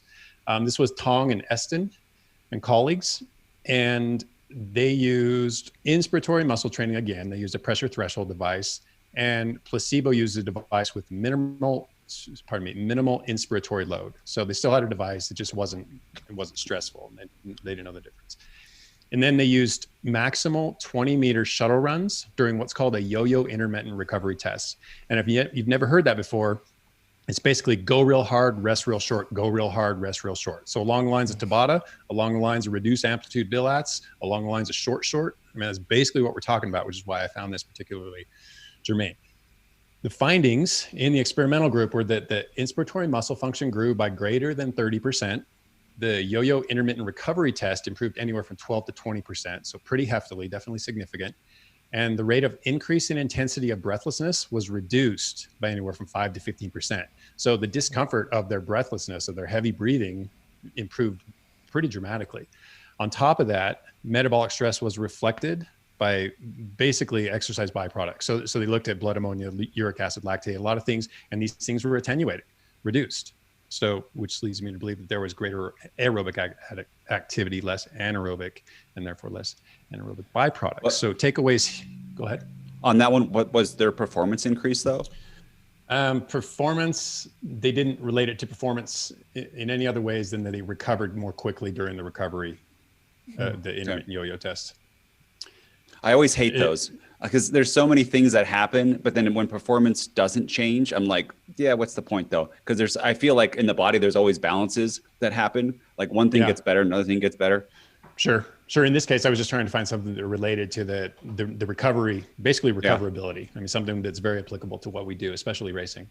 Mm-hmm. So my takeaways are just one, is that inspiratory muscle training can in fact improve our ability to make the most of minimized recovery time, especially during all-out efforts, repeated all-out efforts, which has, as I just said, some really carryover effects to racing and training performance. And finally, effects of respiratory muscle warm-up on high-intensity exercise performance. So 2015, Thurston and Galpin are acknowledging that first, and this is their quote, exercise performance is partially limited by the functionality of the respiratory musculature. Training these muscles improves steady-state exercise performance. So these guys feel very strongly about this. And again, the science backs them up. So they use respiratory muscle warm-up immediately before a high-intensity session. And they compared the effects of low, medium, and high airflow restriction. So they're just going to term this RWU, so respiratory muscle warm-up. 11 recreationally active dudes rode at 85% of peak power to exhaustion. Again, not my favorite way to test, but that's what they did. 4 different times, 4 separate days, random order. And their findings that when taken as a single group, the time to exhaustion didn't improve following any one of these single warm-ups. However, when they looked at them individually, 10 of the 11 riders found one format that actually improved their time to exhaustion by at least 25 seconds. So the takeaway here is that there's no single respiratory muscle warm-up across athletes, but there is some evidence to support that there is a format for each athlete that will benefit their high-intensity exercise.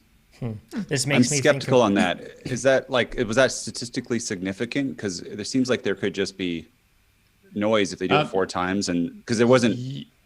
You can dig into the paper. I mean, once they got to the point where they found the particular protocol, I mean, they put 25 seconds. So 25 seconds on. Geez, I don't even know. Just time to exhaustion. I can't remember what the actual workout was. But again, if the paper is linked. If that's an hour long, it might not be, right, a huge thing. Agreed. Absolutely agreed. I probably could be motivation driven, especially if it wasn't correlated to a specific warm up. Like that's specifically why I don't like test to exhaustion. And I know there's an argument against using other methods, but why not those other methods? I don't remember why test to exhaustion are so popular. This makes me think of so skiing. I used to ski race, which by the way, when you were mentioning those shuttle interval run tests, oh my gosh, we used to do those in dryland training and it was terrible. Oh, yeah. They're wonderful though. They're so effective. Yeah. And I remember we were complaining about it on the basketball court. So our coach got sick of that and he made us do it on the football field. And oh my gosh, we had to do it every 10 yards. And we had to work our way up all the way to the football field and work our way back down and then I remember repeat. Those days. Oh, it was terrible. So, but that makes me think of when with ski racing, when everybody is in the box before they go, the start gate, everyone is always, breathing out extremely loud. If you just turn on FIS World Cup and if you watch any sort of racing, you'll see that it happens all the time, And the aerobic demand is tremendous. Mm-hmm. I found myself doing that before definitely before enduro stages or before a lot of races too. I find myself following a specific breathing pattern, but it's certainly something that I'm doing. And it's almost subconscious, but I've never tried any specific breathing things. I know we've gotten questions before about what about the Wim Hof method of breathing and all this other, and there's plenty of things that I haven't tested out. And once again, kind of to your point, Nate, it's always tough with these studies. You really have to be you have to take like a critical eye to all of them, just because there are many things that could have inspired some sort of change if you're not measuring specifically like a performance outcome. Even with a performance outcome, it could change it as well. So And this was just a handful of the studies. There are actually quite a lot out there. I just tried to find ones that were relevant to what we do specifically. So I think just what's most exciting about this is that the research is there. The research is being performed. So this is something that's being looked at, and it's been being looked at closely.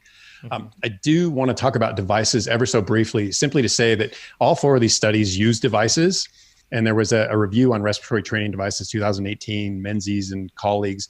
And really the takeaway is that they drew a conclusion based on 5 different respiratory muscle training studies, and simply note that fiber overload forces training adaptation similar to that of any other skeletal tissue.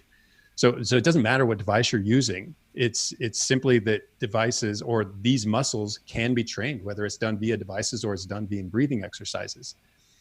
So my interpretation is that, if they have recognized in terms of both disease and morbidities, et cetera, that these breathing muscles can be deconditioned. So if they can become deconditioned, why can't they become more highly conditioned?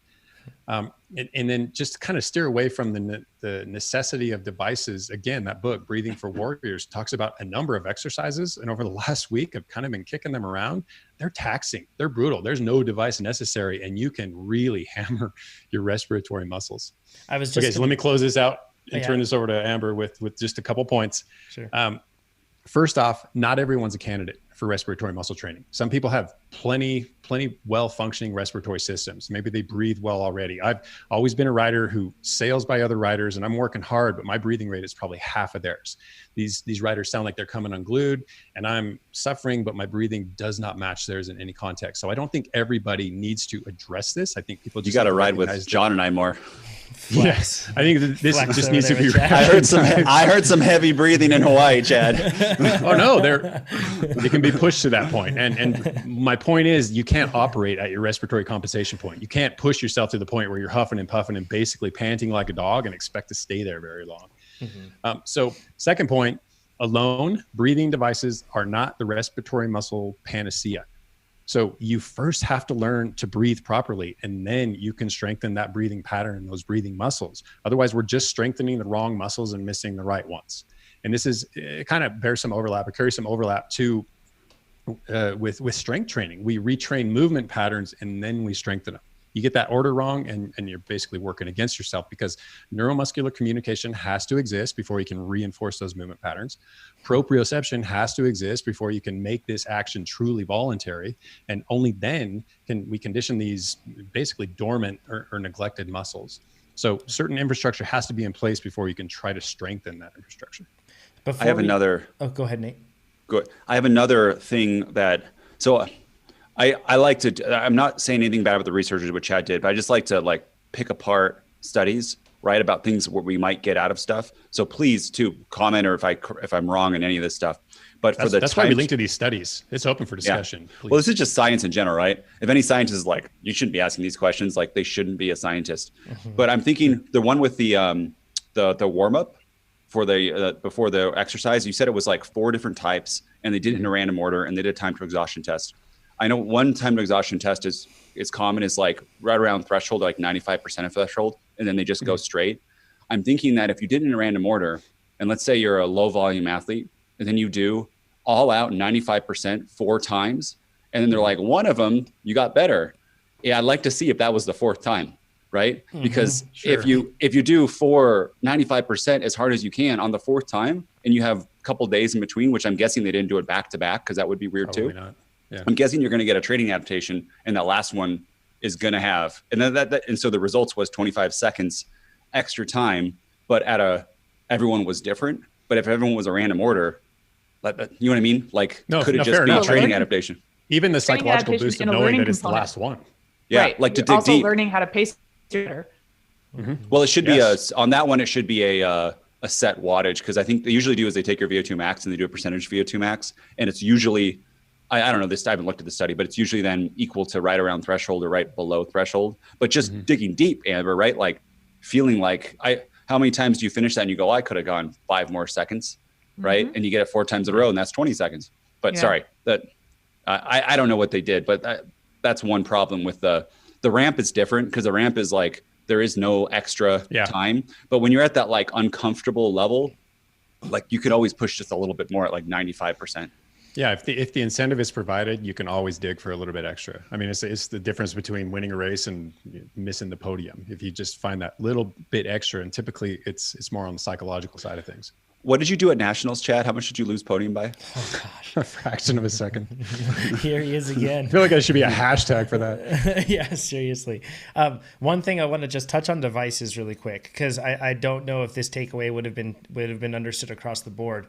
There are plenty of devices that can control some sort of breathing rate or have an influence over a breathing rate. However, that doesn't mean that using a breathing device is going to make you faster. So like a good example for this, kind of like a metaphor for this, or simile, if you will, but basically it's like, so a lot of people, if they hear that, they might think, okay, well, I should train with a Bane mask on that restricts my breathing. And then as a result, I'm going to get stronger muscles, and then as a result, I'll be faster.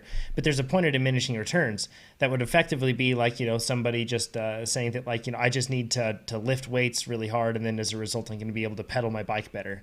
It doesn't necessarily guarantee that it makes you faster. And in many cases, that restricted breathing that you may be undergoing while you're training may not allow you to train at a specific intensity that you should be training at to bring about adaptations anyway. And since it's already happening, I don't know if necessarily restricting or breathing restricting devices, because those are the most common ones that we see, would be beneficial. Is that fair to say, Chad? In that regard? I don't even think it's a matter of diminishing returns. I think in some cases it's applicable, in some cases it's not.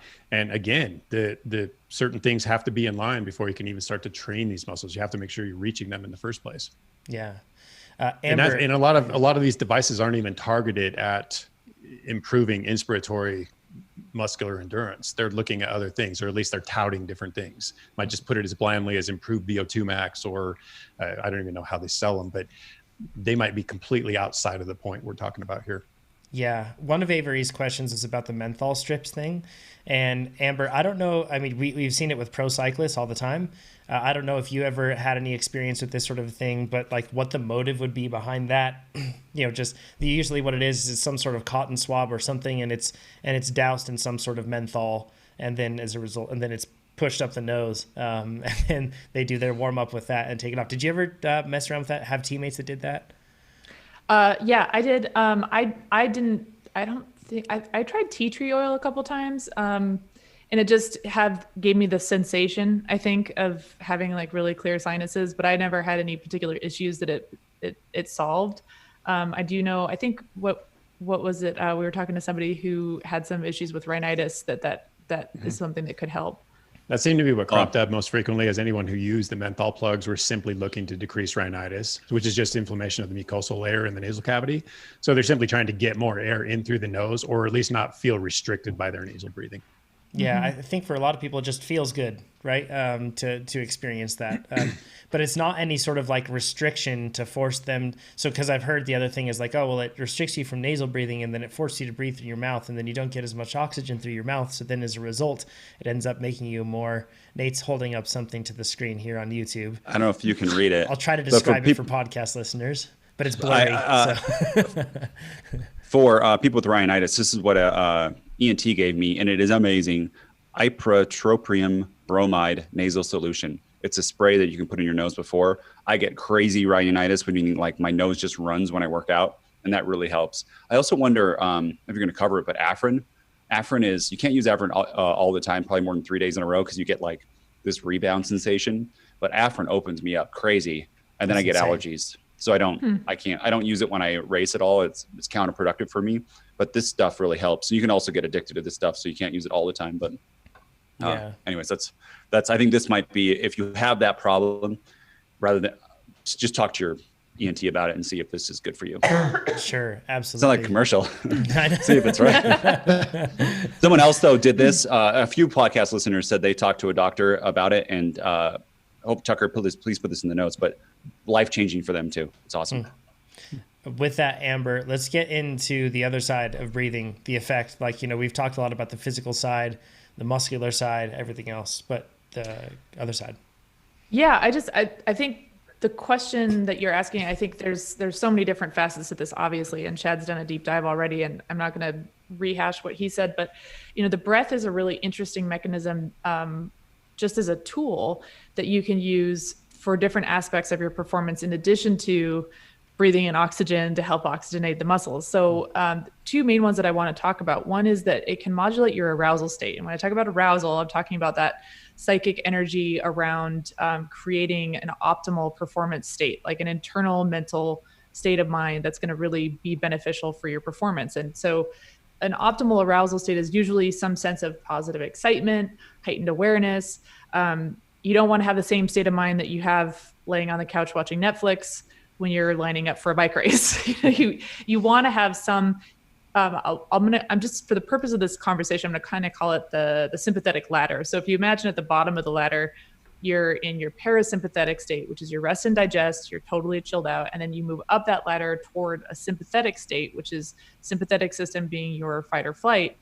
You want to get into that sympathetic arousal to the point of feeling that excitement, that heightened awareness, some sympathetic activation, kind of describe that as being psyched up. And then if you get too far beyond that and too much sympathetic activation, then you move past that positive excitement into more nervousness, kind of like negative energy. Maybe instead of being excited, you feel scared. And that's where we talk about you feel psyched out. And so one of the things that your breath can do is it can modulate where you are on that ladder. So if you get to a point where, let's say, you're hyper aroused, your sympathetic activation is out of control, so you're feeling super nervous, it's that pre-race, it's not a good feeling. You're not excited to race. You're scared, you're nervous, you're shaking. Deep diaphragmatic breathing actually stimulates your vagus nerve. So you can actually purposefully change how you're breathing to move you down that ladder again and move you back away from too much sympathetic activation, back into that sweet spot where you have enough activation to get you excited and aware and ready for the effort ahead. So the rhythm of your breath, that aspect of it, which is in your conscious control, is something that you can use kind of like a dial to dial up or down on that ladder to get yourself into your own ideal performance mental state. So if you tend towards anxiety, belly breathing can really help you dial back, which is a good thing. Not everybody needs help dialing back. Some people have trouble getting up into that positive, excited state. And then that's where, you might be listening to pump up music or something like that. But if you're one of those people that tends towards pre-race nerves, a lot of anxiety, deep belly breathing can be a tool that you use to modulate that. And I'm guessing that this is probably the basis for the advice that you were given about breathing slowly in through the nose, because what that does is, by slowing your breath, it's going to force you to take deeper breaths, which is going to stimulate that vagus nerve and bring down that arousal state. So I'm going to guess that that's probably why you got that advice at some point. But again, this is a personal thing. And just know that this is one of the tools in your toolkit that you can use to help affect your performance by getting you into a good mental state. Yeah, Jonathan. Yeah, I kind of wonder if this is somehow related to it. Do you guys get this ever? Do you yawn? And I know that this is a function, or at least I've heard it's a function of adrenaline. Do you yawn on the start line? Almost always. I get the yawns like crazy every time, man, every time. And a lot of the time I do feel like I'm a little bit tuned out coming into a race. And it's probably some sort of subconscious thing of me probably turning away from that nervous energy that I'm feeling, and I'm probably going away from it. But that breathing motion could probably bring me back in. So I'm excited to apply that. It's funny when you were mentioning that, Amber. It's like, yeah, somebody could be in that scenario. It's like, I'm in that scenario. That might be me. So. Yeah, I mean, the nice thing is, like, pre-race nerves, usually it's a good thing because you're getting into that excited state where you just have, like, it. To me, I like to think of it as like, ooh, this is that extra energy I get to use when the gun goes off and I get to start racing.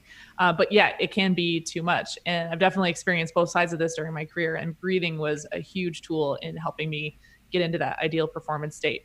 And then the other thing that you can use your breathing for that affects your performance is training your focus. And when you mentioned, when you were asking, what's the ideal or most efficient way to breathe during a sweet spot interval, I immediately clicked onto this because I was thinking, oh, sweet spot, this is perfect. A steady state effort on a trainer is a really, really good time to use your breath to train your focus. And I first I kind of got deep into this focus thing a while back. And I first learned about the different dimensions of attentional focus from Dr. Arnie Baker, who's a brilliant MD coach, cycling coach. He's coached some phenomenal athletes and Olympians. But there's also a ton of really great research and literature on this if you want to dig into attentional focus. I'll just kind of do a quick overview of what this is and why it connects so well with the breath, and why when you're doing Sweet Spot on the Trainer, this is actually a really good time to work on this. So focus comes in many different flavors, we'll call them.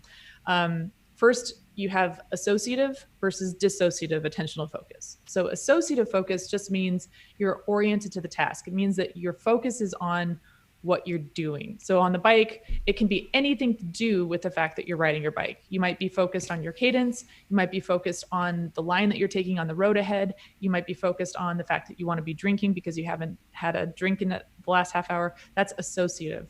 Dissociative is when your mind is on anything but what you're doing. You're thinking about what you're going to make for dinner while you're riding your bike. You're doing a mental puzzle in your head that has nothing to do with what you're doing. That's dissociative. Then you have internal versus external. And this might sound really similar to associative and dissociative, but it's actually quite different. So internal is you're focused on internal bodily sensations. So let's say, and then external is you're focused on something outside of yourself. Again, this is different from associative and dissociative. So some examples. If you have associative internal focus, that might be something like you're thinking about the sensation of muscle fatigue. You're focused on what you're doing and you're focused on an internal sensation. Associative external, you're still focused on the task at hand. You're still focused on what you're doing, but you're focused on something outside of yourself. So that might be something like you're focused on split times, distance markers, targets. If you're doing TrainerRoad, you're looking at that little yellow line going across to where the next interval is. That's still associative, but it's external. Then you have dissociative internal. So that's where you're not focused on what you're doing, but you're still focused inward. And that would be like a daydream or doing a mental puzzle that has nothing to do with the task at hand. And then you have dissociative external, and that's where you're not focused on the task and you're focused on something external. That would be something like you're taking in the scenery for aesthetic value, or you're really focused on crowds. Yeah, Jonathan. I was just, what do we call it when we're wondering which associative or which addition, like focus flavor we're currently experiencing? like we're getting Inception right getting here. Meta. Yeah, totally meta. Well, and here's the best part. There's another flavor yet. There's also narrow versus broad. So broad is you're kind of taking things in as a whole. So if you imagine this is like a field of view. So a broad field of view, you're aware of everything in your field of view all the way out to the edges of your peripheral vision, whereas you can be really focused on a specific point within your field of view. Your focus is the same. So in bike racing terms, having a broad focus would be sort of like when you're in the middle of the race, all of a sudden you have this sense of being able to see everything that's happening in the race at once. It's kind of a softer, broader focus of taking in the race as a whole, versus a narrow focus would be something like how you're focused during a bridge effort. You are laser locked on the rider ahead of you that you're trying to get to, and you are very narrowly focused on the effort at hand and trying to get across that gap. So narrow versus broad, internal versus external, and associative versus dissociative. Now, there's a time and place for each type of focus, but what the research has shown is, generally speaking, and there's a vast, rich literature on this that's really interesting to dive into, but generally speaking, associative focus is the best for athletic performance, which kind of makes sense. Like anything where you have to think about your form or the task at hand, like you're probably going to be better at the task at hand when you're focused on what you're doing rather than on what you're making for dinner that night. And this is especially true of steady state events where you need a high degree of self-monitoring, and the pacing of your effort is key. And what they've shown is that elite athletes generally are very, very skilled specifically at narrow associative focus. So they're really good at focusing, laser locking on exactly what it is they're doing.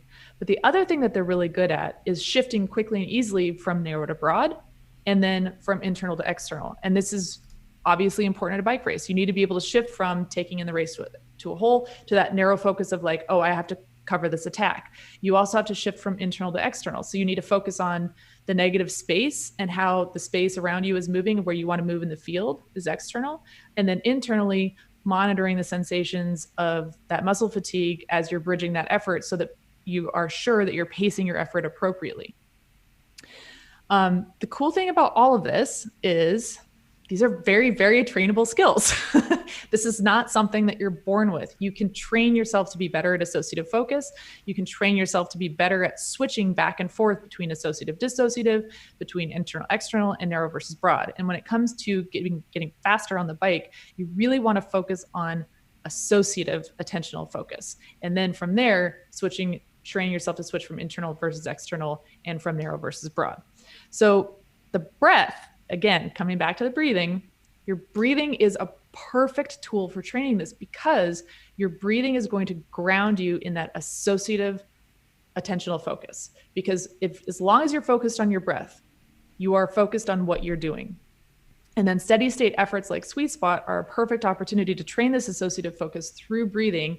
And when you're on the trainer, you have a really high degree of control. So you can mess with things like your cadence. Your ventilation rate is largely determined by the degree of effort that you're putting out. So the harder you're going, the narrower the range of control that you have. Like, you can slow your breathing to a degree, but the range of possibilities becomes narrower the harder your effort gets. But when you're doing a steady effort, if you can get into a steady rhythm of breathing, it can actually help you pace a steady effort. And so sweet spot on the trainer, this is a great place to do this. So there's some fun things you can do to play around with this. So I would suggest that, and again, these are just some examples and suggestions. There's a lot that you can do with this. And I'm sure that some of the reading that Chad has recommended some of the exercises he mentioned in his book are probably along these lines. But start with observations. So get into a rhythm in that sweet spot effort by counting and breathing in time. So get a sense for like, how often are you breathing, and start counting with your breath to see what's just your natural rhythm of breathing when you're in that effort. And then try slowing it a little bit, just a little bit, by breathing a little bit deeper, and see how that changes your internal sensations, internal focus. Or try speeding it up slightly and see how that changes those sensations. Do you feel calmer? Do you feel a higher or lower perceived rate of exertion? If you belly breathe, do you notice a difference in your anxiety level? So just start with those observations, and then there's some fun exercises you can do. So you can try timing your breathing with cadence.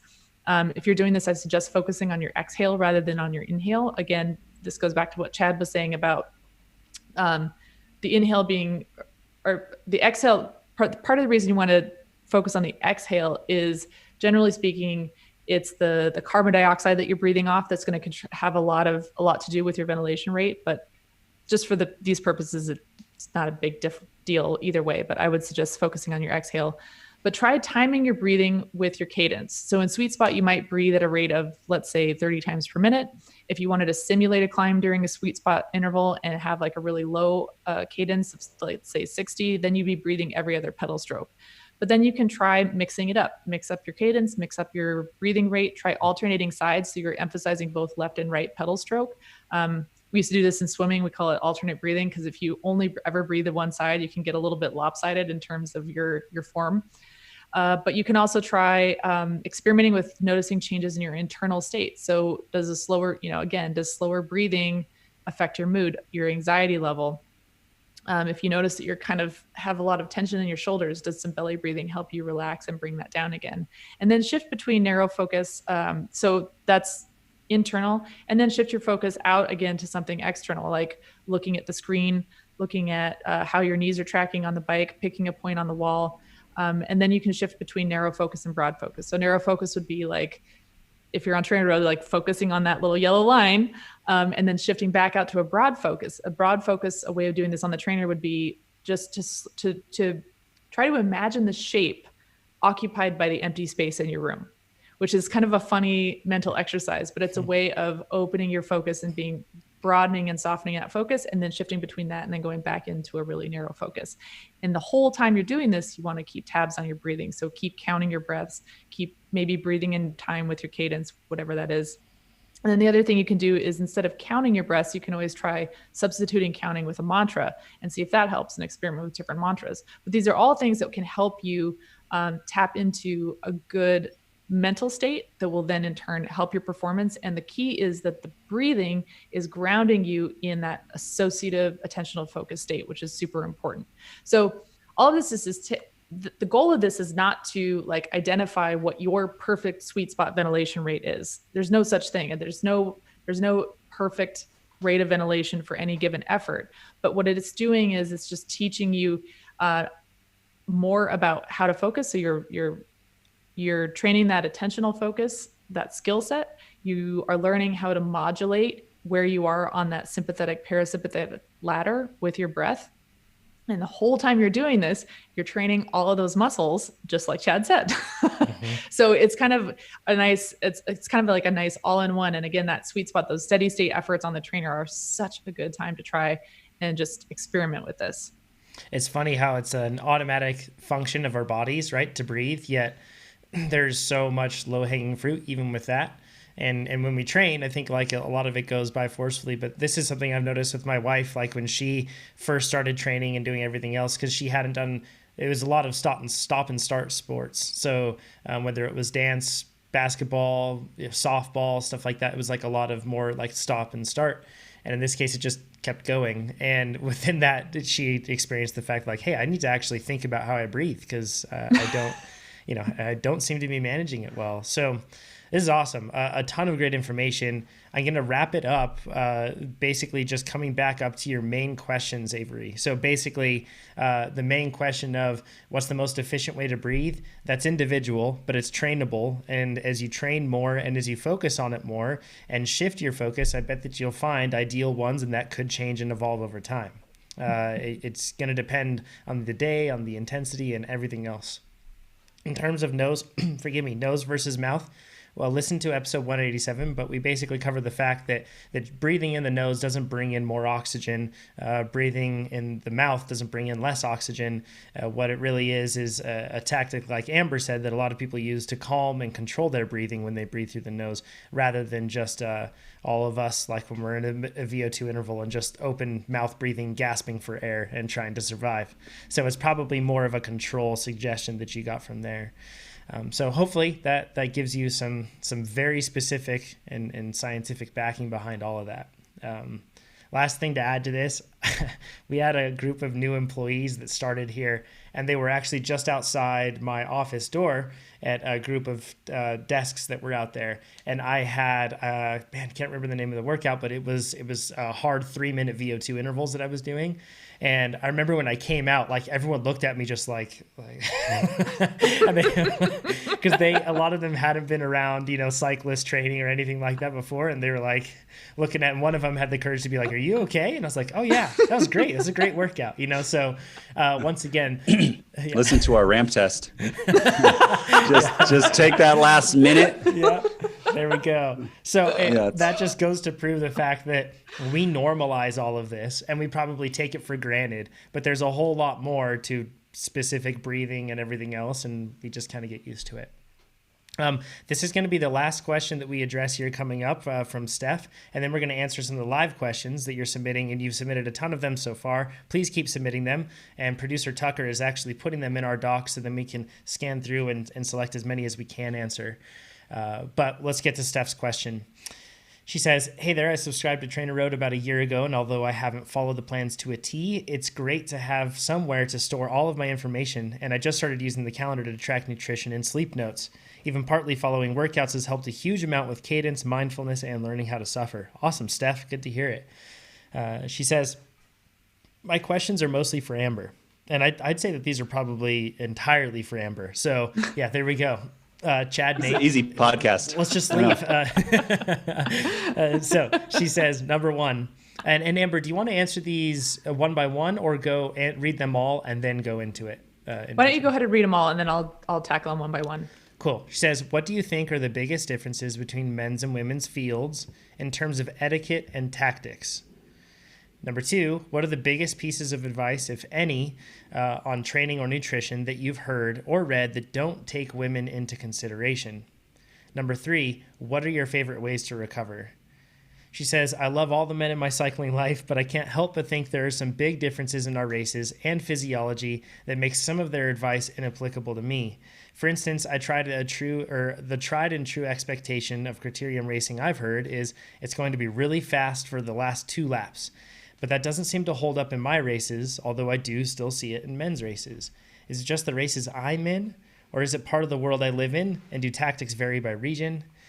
She mentions, it always seems with 3 laps to go that the whole field slows down to a mosey pace. My experience is... Yeah. Like, I mean, seriously. I like how it was almost like a Pavlovian response. Nate was like, oh, like, pace slow, attack. If they slow down and you're in the back, slingshot by. I don't know if that holds true in women's racing, but that's just like, this should be put in your brain. Nate's excited to do it right now, and he's just talking about it. Yeah. I'm going to follow someone out on the road, social distancing, be like, as soon as they slow down, I'm going to go in their draft, give them the look, drop them 6 feet apart. Oh, that's amazing. Bike racers are starved. She says, I'll usually be the aggressive rider in a small field of 10 or less people due to frustration that it's going so slow, and I'll do well. But when the fields are larger and high caliber, my fitness isn't strong enough to accelerate the speed. And then she says, and survive to the end. Would love any criterium advice you have, Amber. Thanks so much. And thanks for bringing Amber on. She's a gem. We agree. So, and first of all, thanks you. Scott. It's Amber. We love having you on the podcast. It's awesome. You bring so much to it. And thank you so much for female listeners that listen to this podcast. This sport is regrettably one-sided, heavily, like lopsided in terms of like when you look at the demographics. You know, we're actually not as high as some people say, but it's not uncommon for brands to be 90% male, 10% female in this world. So it's like for us, we really want to help make a change in that. And I have noticed a marked increase in questions submitted, and I'm absolutely sure it's because of you, Amber, but questions submitted to the podcast from females. So, and with that, I hope that we never drift into anything close to mansplaining or anything else like that. Because like you're pointing out here, Steph, it's entirely different for different individuals. So first question, Amber, what do you think are the biggest differences between men's and women's fields in terms of etiquette and tactics? I love this question because the bottom line is the actual tactics and etiquette, it's exactly the same. So all of the principles are exactly the same. All of the ways that you can be a good wheel, same for men, same for women. There really aren't any differences in terms of what it means to be a good wheel, and there aren't really any differences in terms of the tactical principles that you would apply in racing. Where the differences arise is that the constraints in men's races are different than the constraints in women's races. And so when you have different constraints, you need to apply those tactics differently. And that's for tactics. But on the etiquette side, let me just say, so we could review some etiquette stuff, but I mean, I'll just pick off a few that I have here on a list, like just random things that are, etiquette things in races. But again, these apply equally for men and women. So you want to hold your line in a sprint, like don't come off your line to block somebody from coming around you. Like that's a really basic etiquette thing. And it's the same for men and women, don't attack in the feed zone. This is an etiquette thing for men and women. And, not everybody abides by this, but these are the things that, really should be should be a part of everybody's approach to racing. Physical contact is not cool. It's just not. I mean, there are some limited cases where it becomes necessary because there's some fumble in the field. And I'll say, like, even in the World Tour, physical contact only happens very rarely and only in very limited circumstances. So generally speaking, that's just not cool. And it's the same for men as it is for women. Brake checking, never cool. Same for men, same for women. Generally, just good sportsmanship is always appreciated. And I could go on and on about this, but the point is the etiquette rules are the same for men and women.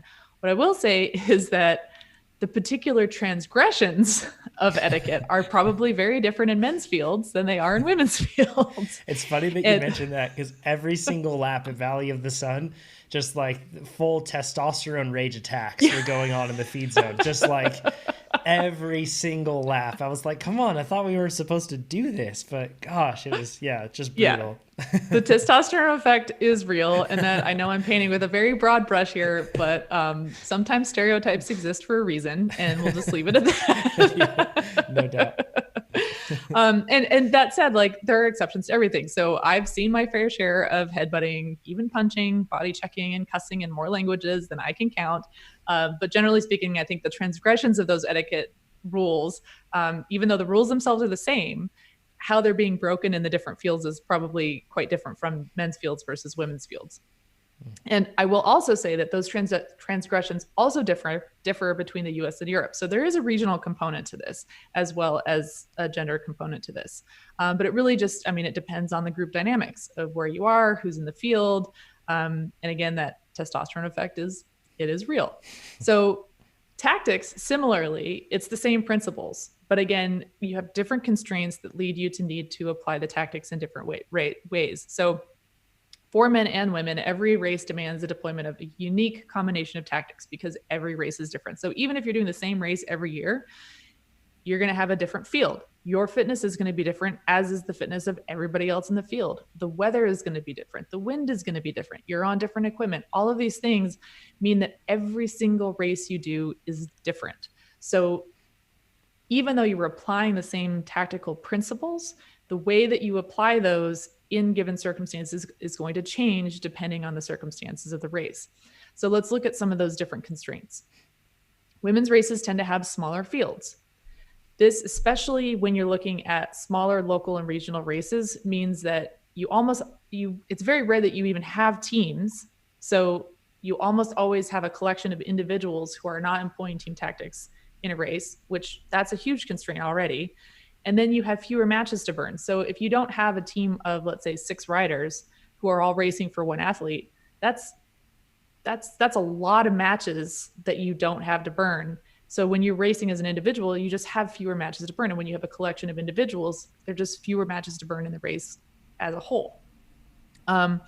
Shorter distances. Some women's races tend to be, even especially in criteriums, they tend to be shorter time. Like even if it's a time, our races are usually like 45 minutes to 50 minutes plus a lap. It's a lot shorter than a lot of men's races, which can be over an hour, hour and a half. So the shorter distances impose different constraints for women as well. And then again, like we don't have those testosterone driven dynamics that a lot of the men's races do. So I'll just share a quick story. We had a director sportif one year who came over from the men's side of the sport, was directing us at one of our first races during the season. And we were on a circuit that was, it was a circuit race and there was a really, really steep hill in it. So the power demands of that hill were astronomical, which again, impact the tactics of how one is going to apply your tactical principles in the race. Anyway, this DS was coming from the men's side of things. What he wanted to do, his goal was to initiate a flurry of attacks, like get the whole field just on a wave of attacking after attacking after attacking. And apparently in men's races, all you have to do is throw down a couple of attacks and verified. The field goes nuts, right? On the women's side, it's not like that. We don't have that like testosterone chip thing going on the shoulder. It's more like, so the DS instructed us, he said, okay, I want you two to attack and that's going to get the field going and then we'll do XYZ. Well, it was funny because we all kind of looked at each other like, I don't think that's really ever happened in the history of women's racing. Like, you know, the dynamics are just different. So we did attack and the rest of the field just looked at us like, you guys are freaking crazy because like you're wasting all of these watts when you're going to have to put out all this power on this steep pitch that's coming up every lap. And sure enough, nobody countered us and we just attacked ourselves silly until we were dead and couldn't make up the hill anymore. And it was a big bust. But that's an example of the tactical principle is the same, but the application and the outcome is going to be really different because the constraints are different, the dynamics are different. So I want to just address what you said about being fast on the last 2 laps, because this is a really interesting point that I think illustrates a lot of what I'm talking about. So for a race to go fast in the last 2 laps, someone has to create that speed. So if you have a bigger field, you have higher speed because number one, you have more total horsepower in the race. You just have more engines putting out watts, right? You also have more room to surf and recover. So let's say you did an effort. If you did an effort and you got caught and you floated back in the field's pretty long. So as you're floating back through the field, you have a long way where you're still getting draft and you have a lot of opportunity to jump back in that draft and recover. In other words, you have a lot more places to hide. So you also, when you have a bigger field, it's more likely that you're going to have teams with teammates. So you're going to have teams that have teammates that are willing to go on the attack to lift the speed, because they're not going for the finish, they're setting up a teammate. So that's another way that you can have that higher speed at the end of a race, where it's more likely and it's easier to do when you have a bigger field in those closing laps of a race. In a women's race where you have a really small field, I mean, imagine a race where, like you're saying, you only have 10 riders. I'm guessing they're not teammates. So there's a much bigger risk for those late race efforts. It's easier to get dropped, because if you go on the attack and you get caught and there's only 9 people chasing you, there's not a lot of draft to jump back into and recover and be able to take a crack at the finish line again. So it's a much higher risk to put down an attack. And there's also a higher psychological risk. Let's say you do put down that attack and that you get caught. It's really, the chances of you recovering enough to contest the finish again without getting dropped are pretty low if you've really committed to that effort. And so visually, it's so much more obvious that you're getting dropped from the field than if you're in a field, if you're in a field of 10 versus if you're a dude, you throw down some crazy attack, you've got 50 people in the field and you drift back through the field. It's not as visually obvious that you got dropped, and there's still a good chance that you can just catch in at the tail end and finish with the group. So there's a higher risk tactically, but there's also a higher psychological risk to it, which is part of why I think women do slow down in those closing laps of a race, because tactically the risk, the cost benefit ratio is very, very different when you're in a small field. So I'm not at all surprised by that. And it doesn't mean that the women aren't racing appropriately or they're not racing tactically. They're applying the same exact tactics appropriately to different constraints. So when you're talking about going to those bigger races, like you mentioned, you said when the fields are larger and a higher caliber, my fitness isn't strong enough to accelerate the speed and survive to the end. I have a feeling it has less to do with your fitness and more to do with the fact that you're in a bigger group that can hold higher speed. And that's because when you're in a bigger field with faster speed, that faster speed is going to amplify the cost of even small mistakes. So we talk about the accordion effect of like going through corners. If you're not in the top third of the field, you're really going to have to slow down and hit the brakes going into the turn, which means you're going to have to really reaccelerate harder coming out the turn. And that taxes you so much over the course of a race that it doesn't, like, even if your fitness is really good, if you're not positioning yourself well, you're going to be wasting a lot of energy, and it's going to make it so much harder to get to the finish. So there's a skill component of that there's a higher demand of skill that comes with that bigger field and that higher speed. And then not to mention the fact that all of that positioning, more riders, more speed, that's all going to increase your cognitive load, which is going to be sapping your energy stores as well. So my guess is that it's less to do with your fitness and more to do with the cognitive load and the skill set that's demanding different things of you because of these different constraints. That is really what's making it more difficult to get to the end of the race. So you can increase your fitness, right? So that when you're making those mistakes and they're costing you, you can really, you have more buffer to weather those mistakes, but also working on skills will help you do more with the fitness you have. So I wouldn't, don't get too down on your fitness per se. Just know that there's a lot of other demands that come with racing in a bigger, faster field, and that, are going to be drawing on other resources, mental, positional, skills wise, that don't necessarily have to do with your fitness. Amber, everything you just said rings totally true to men's racing too. Huh. And there's so many times where you race an 11-person field in 35 plus 4-5, and the exact same stuff happens. My note, so I've raced a bunch of different categories, and the difference, it's so true, is the P1-2, there's the team. So it is fast the whole time at the end. And what they're trying to do is make sure that slingshot doesn't happen. They don't want anyone to slingshot and get a gap. Is that the same in women's pro racing when they're going fast at the end? Yep, exactly. Yeah. Exactly. So, and two, when you say that, you attack, if there's the slow down and you attack solo and there's a bunch of individuals, happens in a men's breakaway too, where maybe it's more likely that them in the pack, they look at each other. Mm-hmm. Does that happen too? Because if they bridge that, what happens is they are then too tired for the finish if they close that gap, and then someone else will win, where it's a teammate. Same thing. Yep. Exactly. And so this is a perfect illustration. It's not about men versus women. It's about using the same tactical principles and applying them differently depending on the constraints. So would it be fair to say then too, if it's I say anyone who's racing a smaller field and it's individuals, and I think even if they have the same jersey, and our experience on the men's side, maybe this is different on the female side, but on the men's side, if they have the same jersey and they're in like Cat 4, they're not a team. It's just a bunch of individuals. Does that happen in women's racing too? Do you see that? Oh, totally. Yeah. Totally. Yeah. So, you might have teammates and they're not, but they're racing as individuals. So tactically speaking, you're in a field full of individuals. So Riza in the chat said, Nate, you're the problem on this, because I talked about the counter attack, which is fine.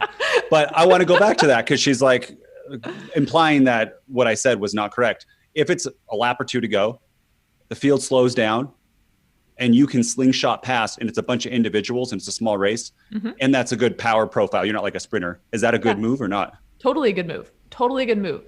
And the reason it's a good move is, like you said, if it's a bunch of individuals, you don't have teammates that are specifically there to sacrifice themselves for somebody else. So that means that anybody committing to chase you is having to take on that risk of, is this the right use of my energy? So people are going to look at each other and they're going to wait for somebody else to start the chase, which will give you an advantage.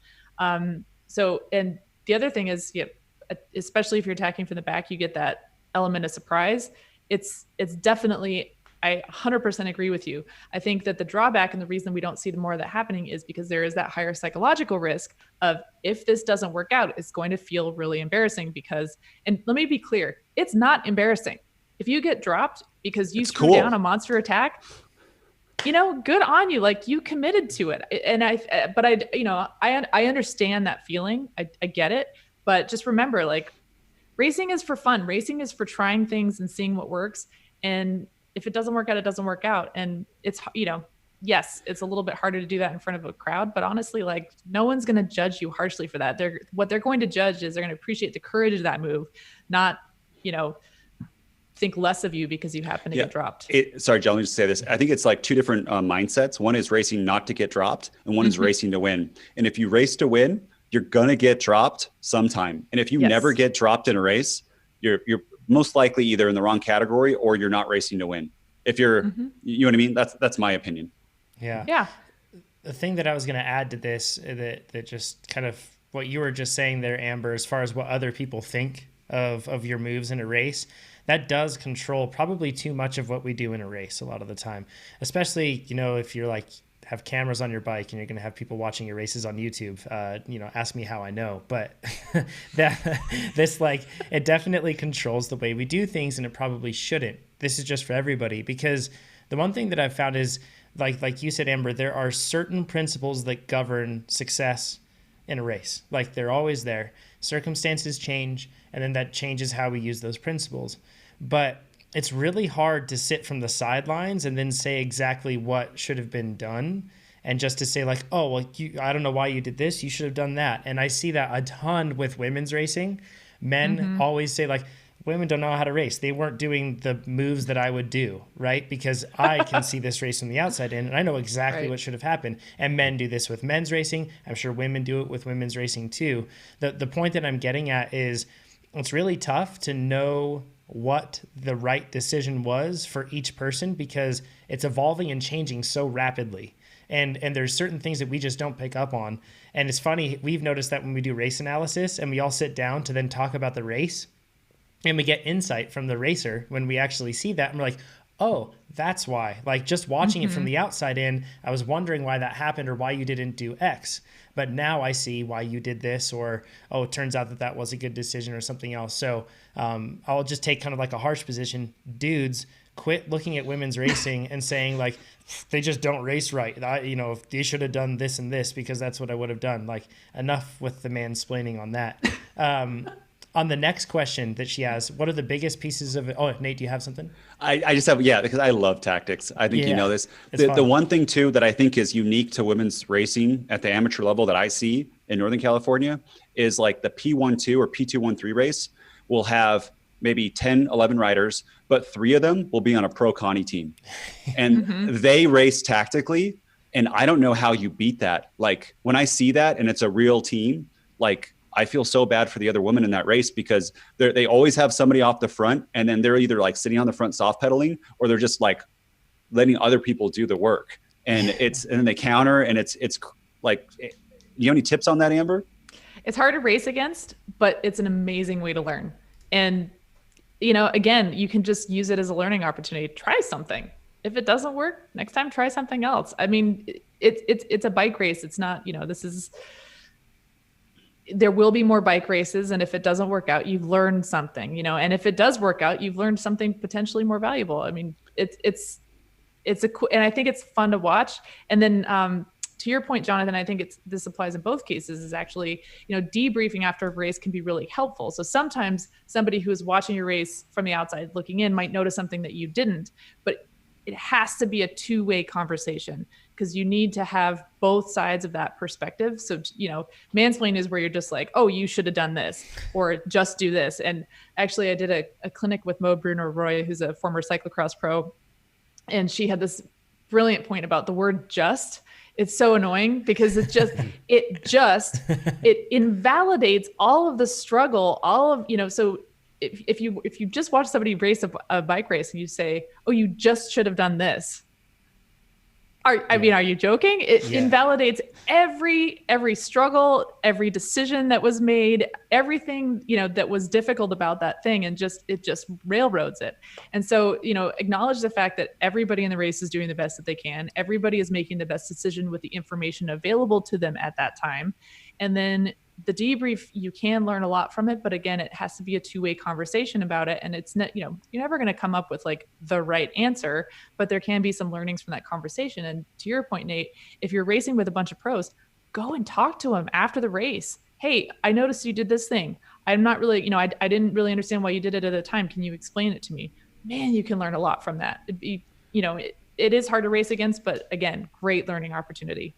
In that situation, and it's going to be depending on what kind of rider you are, but if that happened in the men's field, Amber, I want your opinion on this. What I would do is try to be in the breakaway with that solo rider, and then pretend like I'm just happy to be here and I'm barely holding on the whole time, because I don't want that rider to like just sit on my wheel, because that's like to like negative. They call that like negative racing, where they would just sit on my wheel and waiting for a solo, and hopefully they think that they can beat me at the finish, but that might get you top two, and then hopefully, I don't know. What would you do in that situation? I would probably do that, because the team is controlling the race essentially. So whether or not they're going to allow you to stay in that break and let that break go is going to depend largely on whether you're willing to work it. So you'd better be willing to work it. But I think in that scenario, it's best if they totally underestimate you. So you might want to pretend to pedal squares, drag your tongue on the road, drink a lot, eat a lot. Kind of pretend like you're really in the box, but boy, you're committed to being here because you're just so psyched to be in a break with a pro, and then bust out your moves at the end. But yeah, definitely. I mean, if you're not willing to work that break and there's 3 of them in the field and they're the only team there and they're really strong, they have no problem letting that come back and trying to reshuffle and get a break that'll go with somebody who will work. So that's probably what I would do. I want to race so bad now. I miss it.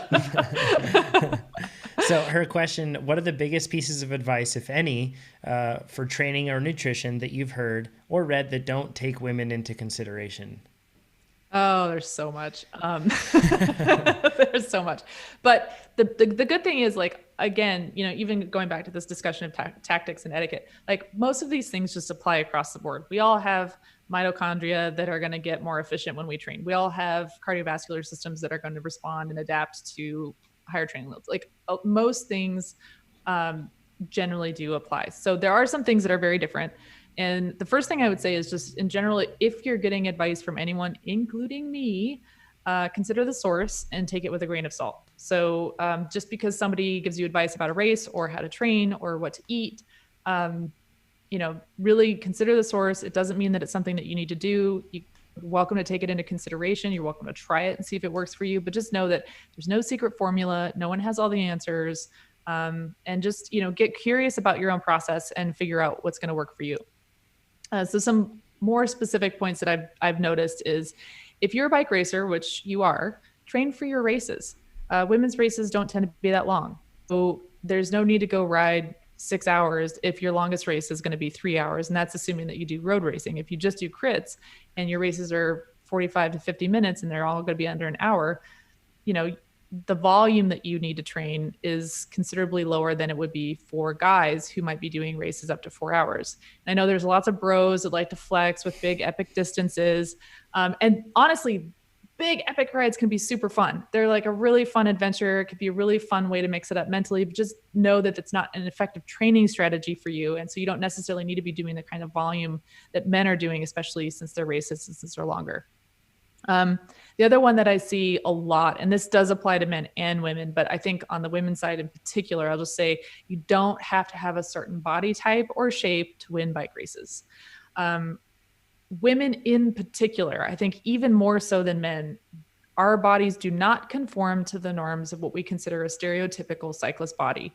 And when you look at even the top women at the world tour level, they are all kinds of shapes, all kinds of heights, all kinds of sizes, and you can make it work. So, you know, train your engine, train your mind, focus on training that race intuition, but chase performance and not a certain shape or a certain number on the scale.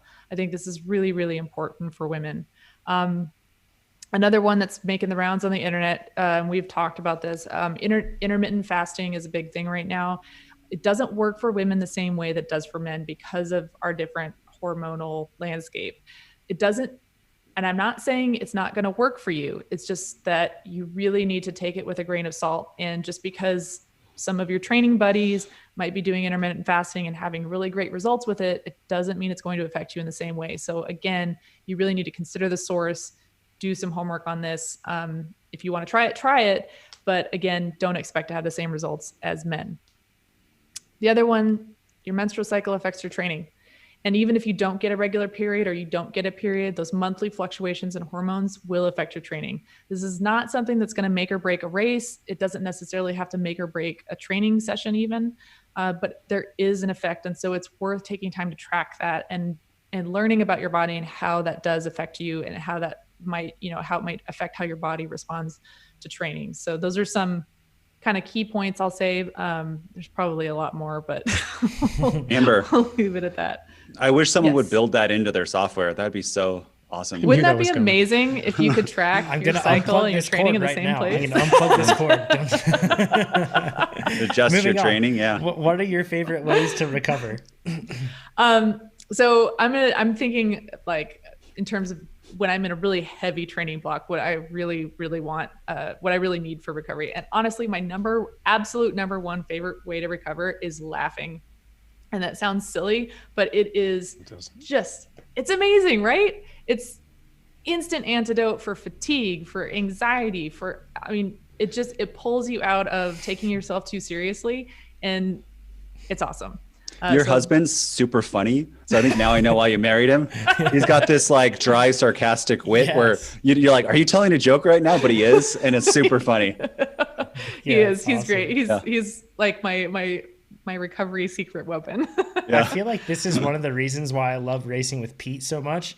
Pete and I have this strange connection. It's weird. Call it bromance, whatever else. But we have like this, like we think the same thoughts, and it's creepy. Our wives have pointed this out before. We even both have the same exact bike now. It's turquoise. It's the same model. It's everything. So it's a bit creepy. But like when racing with Pete, I always know that I can look to Pete for a little bit of a break from the race in terms of like and I can have a moment of levity amidst the chaos of a race. And it is so helpful. That's a really and I've never thought of that very thing. But when you're talking about these, like, because recovery operates on different scales, like in between even efforts, it's super helpful. Yeah. Even in the middle of a race, cracking a joke with somebody, it can just break the tension immediately. And it can be all you need in that moment to just totally recover from whatever effort you just did. I think that's why group workouts are so good too. Like having friends, because totally. I remember people and those sort of things. It's been so long, but that's like, I feel like that's another reason why it's so helpful to have friends that you're training with, that you're racing with, that sort of a thing. It's always just so nice to have. Yeah, definitely. So my second favorite way to recover is sleep. Again, nothing fancy, but it is number one. And boy, do I feel it boy, do I feel it. And so does everyone around me when I don't get enough sleep. It's as much to benefit everyone else as it is to benefit me. And then I do really like basic foam rolling and soft tissue work with a tennis ball. So nothing super fancy. And then if I'm in the middle of a stage race and I'm looking to recover kind of between stages, what I really like is just bubblegum for the brain, just dumb TV shows, easy reading books, anything that just kind of lets me escape from the bike world and tune out in a way that's really just low cognitive load, just mentally resetting and recovering. And I'll just point out last week's podcast went into some really good recovery modalities too. So that's a good thing to check out as well. But those would probably be my top ones. Awesome. Yeah, it doesn't have to be something crazy. It's not some sort of device. Nothing, like I think that's the hard thing is a lot of the time we think that something is just a purchase away.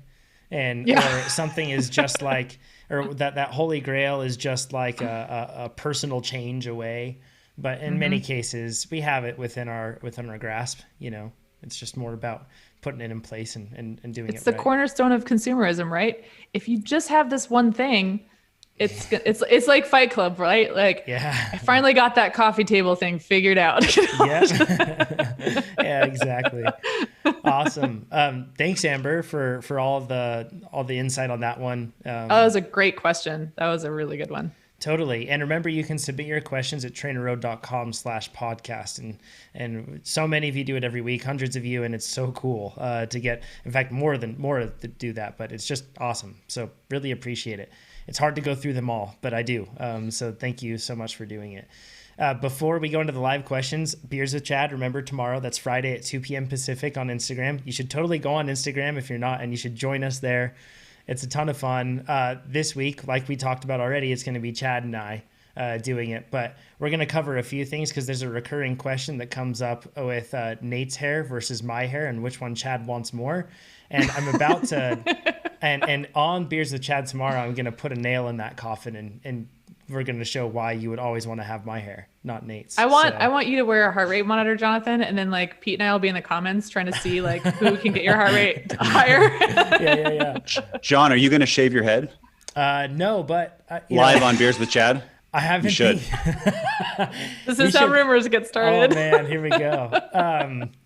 Yeah, maybe if I can find some sort of worthy cause to donate for something like that. I don't know. You know what I mean? Because I'll give you $10. Your charity of choice.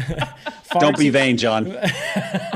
Far too many people care about my hair, so we should probably use that object of attention to get rid of it. Right? We could sell it. We'll donate it. Someone can have it. Exactly. I'm thinking about self haircuts. You gonna do that? Yeah. Well, I mean, here's the big secret. I do cut my own hair in most cases. So yeah. Me too. It just that was great, Chad. That was okay. Getting into some of the questions. This one's from Pablo.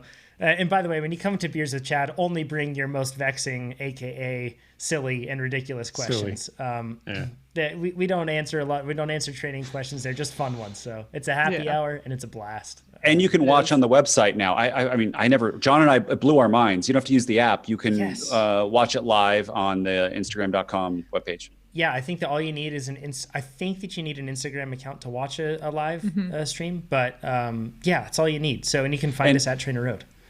I know this sounds silly, but please follow me because I'm trying to get to 10,000 so I can do like special links in my posts, which I think I could share information, but tr.nate. It's true. Yeah. Like, normally it's a joke, but now I'm really asking for it because I really want to get to 10,000 to be able to do that. Let's rally for Nate. And we'll come up with some challenge for shaving my head. Podcast listeners, I put it in your hands. Let's come up with something that needs to happen for me to shave my head or something like that. Person with the lowest FTP shaves their head that's not already shaved at the next. Like lowest increase. Oh, I am out. No, just lowest FTP. Who's the guy? Thank you for that. Okay. So it's either me or Pete, whoever has the lowest FTP at the RAM test. Well, okay. Well, I'm going to be lower than you. I'm confused. I know. You would ask Pete to shave those locks? Yeah, we can't do that. That's actually so Pete's going to be 360. I'm going to be 360, and John's going to be 320.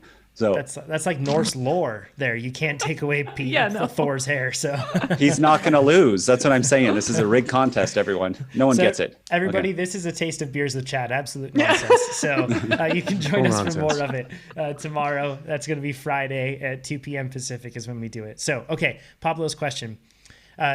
These days, I'm doing much more weight training like squats and lunges. Would you recommend doing a hard session on the bike while you are still sore, or keep to zone 2 until the DOMs are gone? So really common question that we get in terms of how to pair strength training with lifting or strength training with cycling. Chad, what say you? Typically, if your muscles are sore, it means they're still effectively injured. So I would definitely veer toward the more cautious side there and do the easier work. I do understand the temptation to get all your hard work done on a single day. But when it comes to coupling endurance work with strength work, there are basically messaging processes that take place that steer your body towards one type of adaptation. And all you're doing by throwing both types of adaptation at your body on the same day is kind of muddying those waters. So ideally, you separate that training, and this is sore legs aside, separate that training by as much as you can. If you have to do it in the same day, then try to book in the day with it. Otherwise, try to do it on a separate day entirely. And then, you have to keep recovery in mind. So if your muscles are sore, physically sore, no intensity really should figure into your picture until they're healed. We're going long today, by the way. We're just going to keep on sending. So send button is smashing and staying down. Okay. Next question from Roston says, with it getting warmer and trails being dry, I keep finding myself spiking intervals and workouts. Spiking it, or maybe he means skipping, I'm not sure, intervals and workouts to do more fun endurance rides. I'm sure he means skipping. Do you have any tips to help me stay structured and hit my workouts? This is a good question, probably for each of us individually to think of, because this is super common. So everybody goes through this temptation of, you go through a lot of structure, and it's easy to do when you have an environment that is built towards structure, like indoor training, right? And then when you get outside, you have an environment that is not built for structure. So you're inherently kind of like mismatching two. However, it's totally possible to match them. And Megan wrote an awesome article about how to pair, and it was mountain biking and outside workouts, but the same principles apply. And we'll have an article coming out for road and specific things on this too, for how to pair your workout structures. But one of the things that you can do with this, Ross, and this is kind of down the way from motivation, it's downstream from that, but find roads or sections of roads, something like that, that fit your interval structures, because that makes it so that if it's pretty easy to do, it's just awesome. If you have a long, flat, straight section of road, or a big loop that has minimal interruptions, that sort of a thing, that's fantastic. If you can repeats on a climb with enough rest so that you can get to the bottom, fantastic. But Megan wrote some really good tips on how to pair certain types of terrain with certain types of workouts. So that's one thing. But in terms of like staying structured and motivated to do that, what tips would you all share on that? I'll go. A couple days a week, make yourself do it. There's no reason to get so far removed from the structure. There just isn't. You have 7 days in a week. There's no reason you can't dedicate 2 of those to staying inside and getting the structured workout done. I know I'm speaking from the perspective of a coach. So of course I'm going to say that, but I'm also speaking from the perspective of an athlete who's watched his fitness slip away every time he diverts from the structure of just a couple days a week. Mm-hmm. Yeah, along those lines too. Some workouts are best done inside. Some workouts can totally be done outside. But shifting, kind of like what you said, Chad, is maybe you shift to a low volume plan, or you just shift more workouts inside or outside. You can do all that within the calendar. Mm-hmm. So, and you can do one of those structured workouts outside. There's no reason you can't, but he's talking about turning it into a fun endurance ride. And I say still maintain that structure twice a week, indoors or out. Yeah. And so to the fun endurance ride, sometimes you'll see this in the weekly tips where like a Sunday could be a sweet spot ride, but Chad has an alternative outdoor aerobic ride to get some sort of similar adaptations, but actually we used to have them in the plan, but people weren't doing them. Like you prescribe a 4-hour indoor aerobic ride, and apparently no one wants to do it. So you could do that outside as a fun aerobic ride. Just you have to know this in your head, that if you go crazy hard and it impacts that next week or that next block, that's going to hurt your training. Mm-hmm. So you just know where that governor is. And I have a really good group workout, like group going right now where we're doing, short power, high volume build, whatever. And next week is recovery week, and we're planning to all do it outside because the weather's great. I'm going to do it on the Garmin, and we have roads that are good for it. And we're going to get the whole week just easy, stay in our little zones and tool around, and then come back the week after that. And that's also, to me, it's kind of cool. I'm going to try some new positions on the bike and try a shorter stem, see what works. And it's kind of things you can't really do inside. And hopefully strengthen my neck and that sort of thing too. Sure. Yeah. I would just say structured training outside can also be fun. Like it doesn't have to, it's not like one or the other. Most of my career, I was doing almost every ride I did in my career, with very few exceptions, was there was some kind of structure. And it wasn't always the case that the intervals would take up the entire ride. So maybe you're doing a total of 60 minutes worth of structured intervals on a 3-hour ride. That gives you, 2 hours to tool around, check out some loops that you really like. And then, just by virtue of the fact that you'll be doing different types of intervals that are going to demand different types of terrain, that can kind of help, like for me, at least, that was sort of what guided my route choice. So it's like, okay, today I'm doing 4-minute efforts. I'm going to go over, I had, a handful of hills that I knew that would last about 4 efforts. And okay, I'm going to go do these hills over here for this day. And then the rest of my ride, I'm going to tack on, whatever loop that made sense from that point. So it can be, those kinds of constraints actually can help you get more creative with route choice. And I also think that it just has a lot to do with framing. If you're just looking, just because it's structured doesn't mean it can't also be fun. It can't also be an escape for you and like your time to just go out and enjoy being outdoors. Structure doesn't preclude that. So I would maybe think about kind of shifting your thinking on that a little bit. Yeah, I completely agree with that. Find a spot for your intervals and find a fun way to get there, and then find a fun way coming back. Like it's, and to Nate's point as well, like, and I think maybe Chad, you mentioned this too. So sorry, misattribution, but a lot of this too comes down to you making sure that you kind of control things and keep things under wraps too. So like, basically the way that I see this is that you have all of this like anticipation to just go outside and use the fitness you have and enjoy bike riding, which you absolutely should. And you should find ways to incorporate that. Because I think that there's another side of this where it comes to like abstinence, and in certain respects, like you can find yourself going into a spot where you're like so strictly adhering that you're never taking a break, and then you just you go on this bender where you just completely blow away from structure and you go crazy, and as a result then your fitness drops, and it's all the work that you did is not for nothing if that does happen, because that happens to everybody at some point.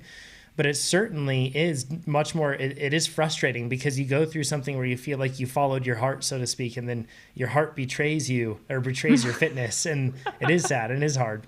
But I think that the key is to work it in. Like, that's why I kind of like having my Saturday choose your own adventure ride, because then at that point I can work in and satisfy that side of things if I want. And that may be more structure some weeks. It may be chasing a fun KOM another week. It could be anything. So it's making space for you to have all the necessary components and to keep your motivation high. It's not necessarily wondering how I can fabricate motivation while depriving myself of everything and staying in one lane.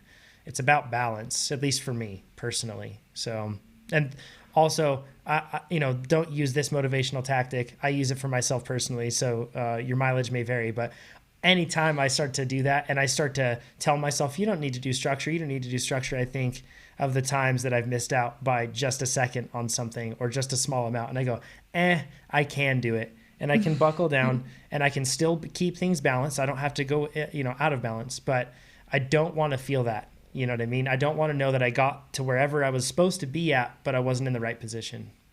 To that point, I know a guy who lost Masters Nationals podium by like a fraction of a second. Oh my gosh. Imagine, like, what is that, one workout? Oh my gosh. So seriously. I can only imagine. It'd be hard to live. Don't check your mail for the next few weeks, Nate. Chad might send something to you. He's going to say something mean tomorrow in Beers with Chad. Yeah. 2 p.m. Pacific. You'll get you back for sure. Oh, man. So we're going to end on this extremely important and critical question that all of us need to know the answer to. This one's from Brennan. He says, has Nate ridden his Chamois Hagar much? If so, how is he liking it? Because this is the most hated bicycle by people that have no clue about it or how it rides, because hardly anybody's ridden it. But yeah. So it's great. I did maybe a 45-mile ride on it on the road with WTB Venture tires on it. So I need to change a few things for the setup on me. So that this bike too, if you're going slow, it feels weird and floppy, but if you're going fast, it feels stable and really comfortable. And then descending too, it actually descends on the road really well. You can drop down. It feels awesome. Yeah, John? I was going to ask, what is fast and slow, relatively speaking? Like what are you talking about roughly? Yeah. There? If you're going 5 miles per hour and trying to like turn around like a rock, it feels weird. Like something you would do on your mountain bike. I would not do a single track mountain bike climb on this. But if you're going straight, even if you're going slow straight, it's fine. It's just like a tight turn is weird. And then the things that I need to change are my stem is too short. I'm too like close up, and the MV wide handlebars with that close up, it like makes my neck really go up high. And then also it's 172.5 cranks. And I know I'm 175. That's not a big deal, but I rode with it. My legs were thrashed, and my average power, I was riding with my wife, was like 150 watts, and it killed my legs. So I'm going to get new cranks that are longer, but everything's like out of stock right now. So I haven't been able to switch that. So it's cool. I'm excited. I'm good. In our training camp, I think I'm going to ride it with cross tires, gravel tires the whole time. Wow. And then after, because I'm doing Dirty Kansas, after nationals, air quotes, when that happens in August, I'm going to switch and do all training on the Hagar, even on the trainer, up until, and all outside rides too, because you can get I'm going to get the Trigger Pro specialized ones in the 42s or 40s, which are kind of like a road tire in the middle. And I should be able to train dirt, road. You don't lose that many watts. Having the dropper on road, Chad knows this after Hawaii, it is so nice to be able to send with a dropper post on road. It really is. Yeah. So it should be a pretty fun, and it can hold it can hold a lot more than 3 bottles. So you can do long rides and anyways, that's just bottles everywhere. Yeah, that's a thing on that bike. You can hold many more than 3 bottles. I think 7. It's insane. Yeah. Well, awesome. Thanks everybody for joining us. Once again, this has been episode 257 of the Ask a Cycling Coach podcast. So you can search that on the forum, find links, find the studies that we were talking to, join the conversation. You should go to the forum. There's tons of people asking things like, I probably send, like just yesterday, I actually looked at it this morning. I ended up sending 7 different people to the forum based on questions that they had sent me directly on Instagram. So it's just got so much good information. So y'all should join over there. Yeah, Nate. The other cool thing is I Googled some questions about Dirty Kansas, and our forum came up as the first answer. Yes. And I read it, and it was the answer. Yes. I was like, this is amazing. Yeah. So join the forum. It's awesome over there. You don't have to be a TrainerRoad subscriber to be a part of the forum. Anybody can be a part of the forum. So come join us over there. It's a lot of fun. And join us on Beers with Chad tomorrow at 2 p.m. Pacific. And send us terrible questions, and it'll be an absolute blast. And finally, submit your questions at trainerroad.com/podcast, and we will talk to you all next week at 8 a.m. Pacific. The link to next week's episode is down in the description below if you're watching now, so you can set a reminder. Thumbs up if you're watching this. Share it with your friends. We'll talk to you all next week. Bye-bye, Thanks, everyone.